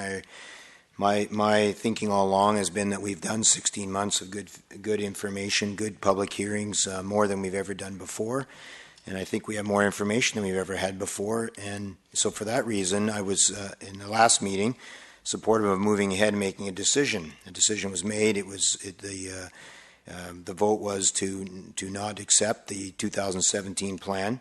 And based on that decision and the amount of money that it cost and so on, the mayor has decided that it might be good to just take one more look at it and a pause and reflect and reconsider one more time. And so based on that, in 14 or 15 different amendments that have come through and that we've accepted, and the information that came today from staff was very helpful. I think that was probably helpful for many of us for those of us on council, probably very helpful for those of you watching to be able to get clarification on the two plans. And so at this point, I do like the 2017 plan. I think it's superior on almost every front. But I do think with the changes and the information we've heard, I think it will be good to hear from the public one more time in a public hearing context. However, I do hear the words ringing in my ear from Councillor Fox that the pattern has been continually to have public hearing and then not make a decision, and then public hearing and then not make a decision, and keep going.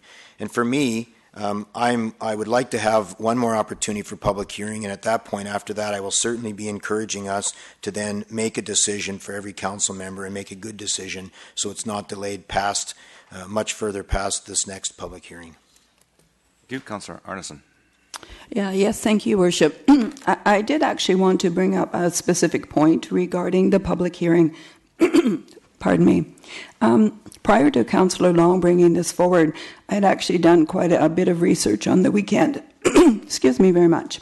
With respect to the mayor's ability to bring this forward, which is under Section 131(1) of the Community Charter.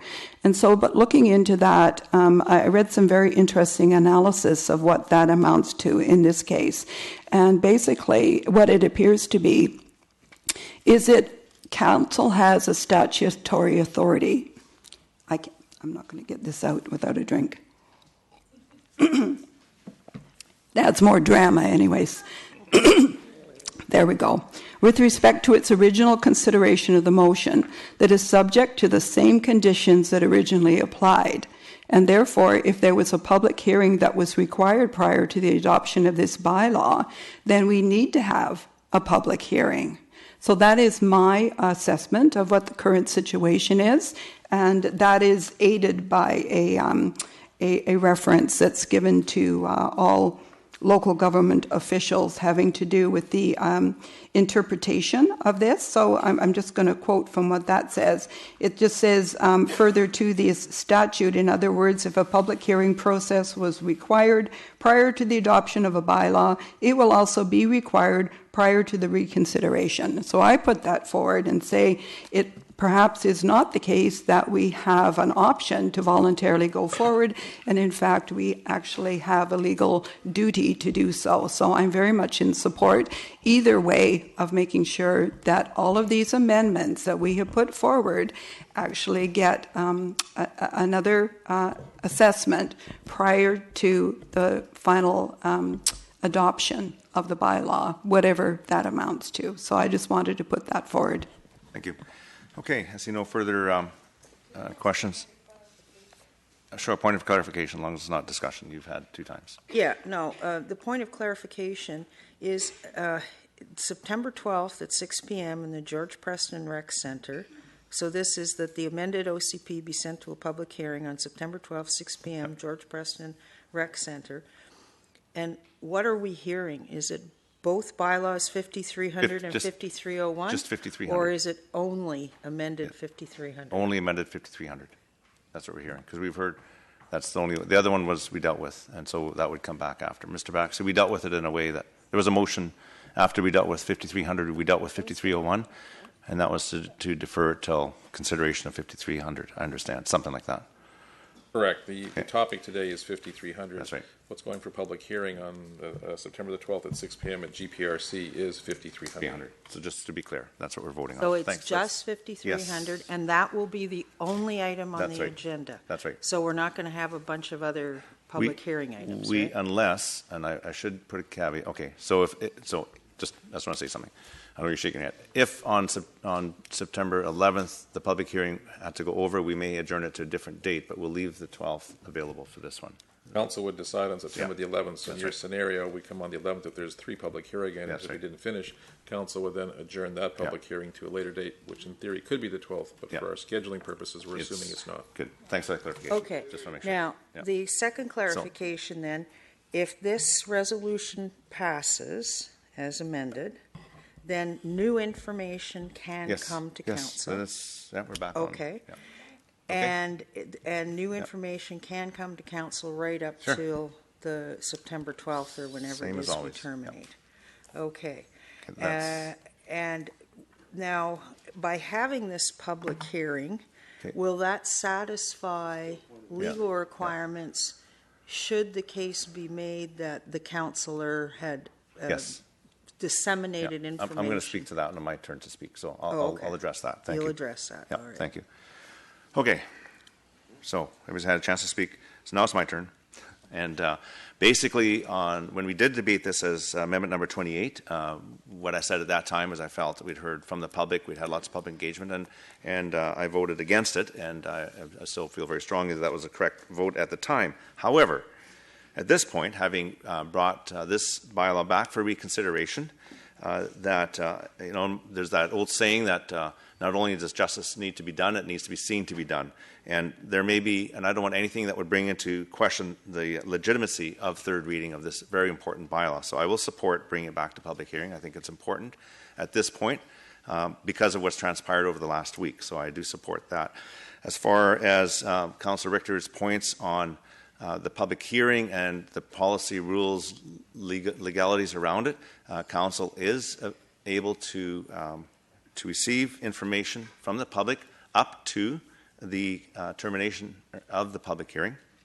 That will aid, it's pertinent to this bylaw.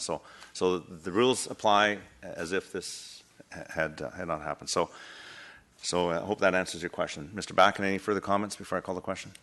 No, Your Worship. Okay, thank you. So I'm going to call the... Just one more question, if I may. Yeah. So if this passes, then we're not reconsidering today. Well, I'm going into, that'll be the next step because we have to do a motion. I think we have to deal with it. So we'll deal with this. No, we can't reconsider because third reading is not until after the public hearing, but we'll just deal with that piece. Okay. We can't reconsider. Okay, I'm calling the question. This is D1. And that carries with Councillor Fox and Councillor Qualley opposed. So now, Mr. Backen, going back to the agenda, there was a reconsideration on the agenda for bylaw 5300, and now that there's going to a public hearing, do we need a motion to defer the third reading until after the public hearing when full council is present? Would be my go. So a motion to defer. That would be prudent, Your Worship, because this would be then, this topic would be referred to staff to bring forward the topic, which may be amended following the public hearing, to council for third reading when we have a full council, which is which I heard you add. So the wording would be, if you could just give me the wording, and I'll ask for motion. Refer this to staff to bring forward, along with any consequential amendments that are the result from the public hearing, to a future meeting when we have a full complement of council, when we have a full council. Thank you. Could I have a mover, please? Councillor Whitmarsh, seconder. Councillor Davis, and so open for discussion. Yeah. On that. So that was just the process. What's this full Excuse me. complement Yeah, of I'm council? I have a list here. Councillor Arneson, you're on. Yes, just through your worship to Mr. Back and a point of clarification. So at the subsequent public hearing, is there an opportunity for more amendments, or are we done? Okay, thank you. Yeah. And Councillor Richter? Yeah, I'd like to get Yes. the exact wording of what it is we're voting on.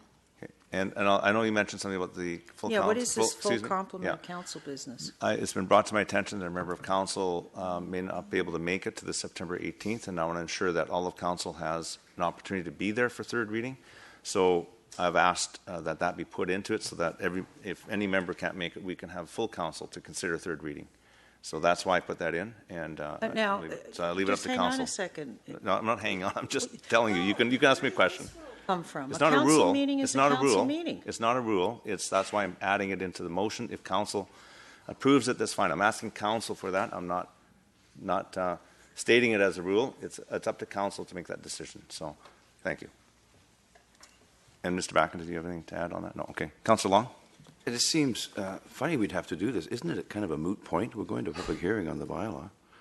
I mean, I'm happy to dispose of something so we can all get out of here today. But if we're going to public hearing, I think it's kind of moot, so maybe it's okay. We do have to have a motion to refer this back to staff. That is important. And I did ask that we could ensure that all of council's are. I think of Councillor Richter, Councillor Long, Councillor Davis, or Councillor Whitmarsh can't make it. This is important to our people. Okay. I've heard from one. So that's why I asked council to consider that. Okay, so I'm going to call the question on D2. This is to refer bylaw 5300 to staff to bring back after the public hearing when there's a full council, which is probably going to be October 2nd. That's my guess. Yeah, we're just saying a meeting of full council. That carries. Councillor Richter opposed. Okay, so now we move on to E1, and Before we move on, I have a couple of questions of clarification. Sure. Okay. Go ahead. So I'm wondering if there will be an announcement on the TOL page with regards to the next public hearing. And if there is going to be an announcement, could it also be included in the announcement that no new information can come to council after a public hearing is terminated? So in other words, if you've got something to say to council, say it now, because there were an awful lot of people that wrote letters after the fact, after the last public hearing terminated, to say, I didn't get a chance to talk, or I forgot to come to the meeting, or I didn't send my email. You have to get it in because legally we can't take any new information after the termination. And the public needs to understand that. So I think if we put that sentence into the TOL announcements, it might help clarify it for the public. Mr. Backen can do that. And, yes, we can, Your Worship. And I know there's always that, and a lot of people, I mean, who understands a public hearing prior to I became mayor? You learn a lot, and people don't understand, but we'll do the best we can to ensure that people do understand, because I do read that out in the preamble, and we'll put it in the notice in the paper. The second thing is, I was wondering if council could be circulated the summary of what we heard in all 4 phases of the OCP process. Sure. It's all online, actually, and so certainly we could do that. Yeah, I know, we could do that, but it is just for speed it up. If you do want to look online at the TOL website, it's all there. For all 4 phases. It's all there. Okay. Yeah. And the third thing is the status of Brookswood applications right now. Are they under the old plan, under the new plan, or on hold? Mr. Seffi brought a report back in May that indicated which applications were, I guess, coming forward in light of the previous applications that were adopted, and I think there was 3 or 4.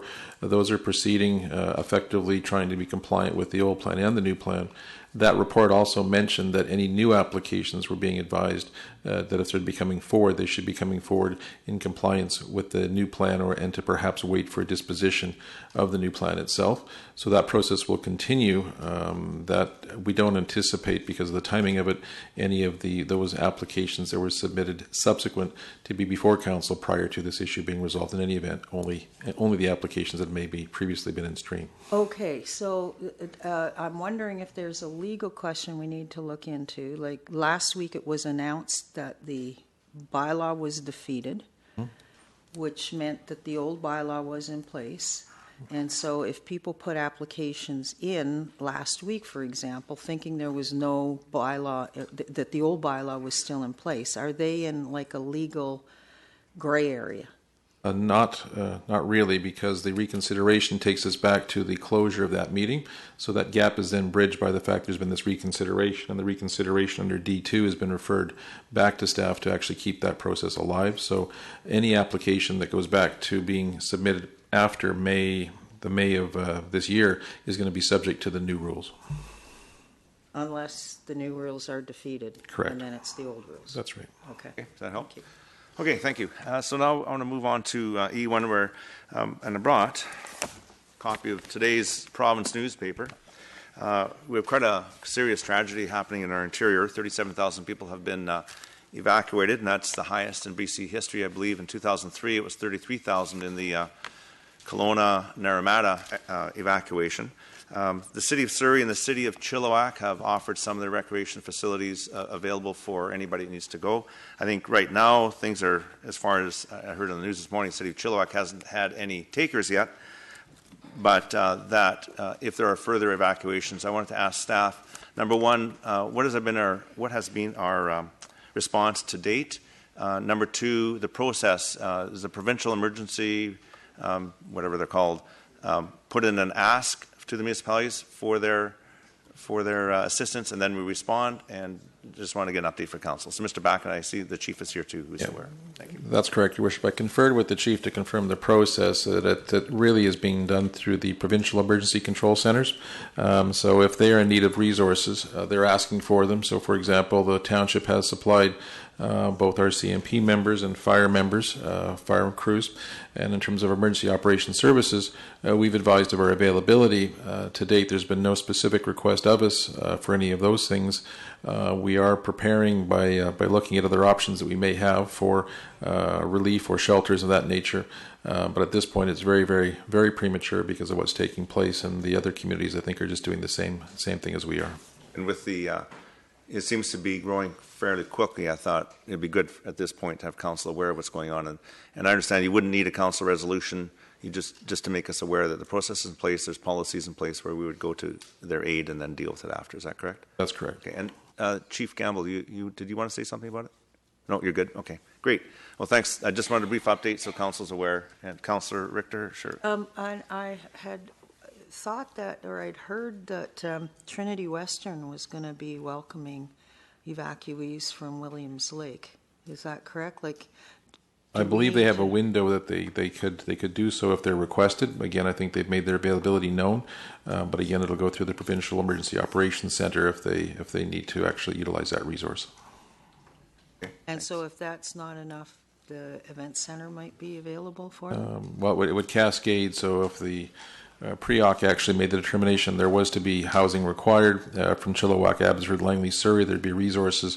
If those resources, and it may cross over each community, were insufficient, then we'd look at a secondary level at such things as the event center. George Preston or wherever. Right. Alder Grove, whatever. Okay. Okay, thank you for that update. And we certainly, the council's aware of what's happening. It's quite a tragedy. So thanks. Councillor Fox is anxious to go to the washroom. He calls termination. Seconder. Councillor Davis, all those in favour? Opposed? Carried. Thank you very much for coming out. I appreciate that, and thank you, Council, for the discussion.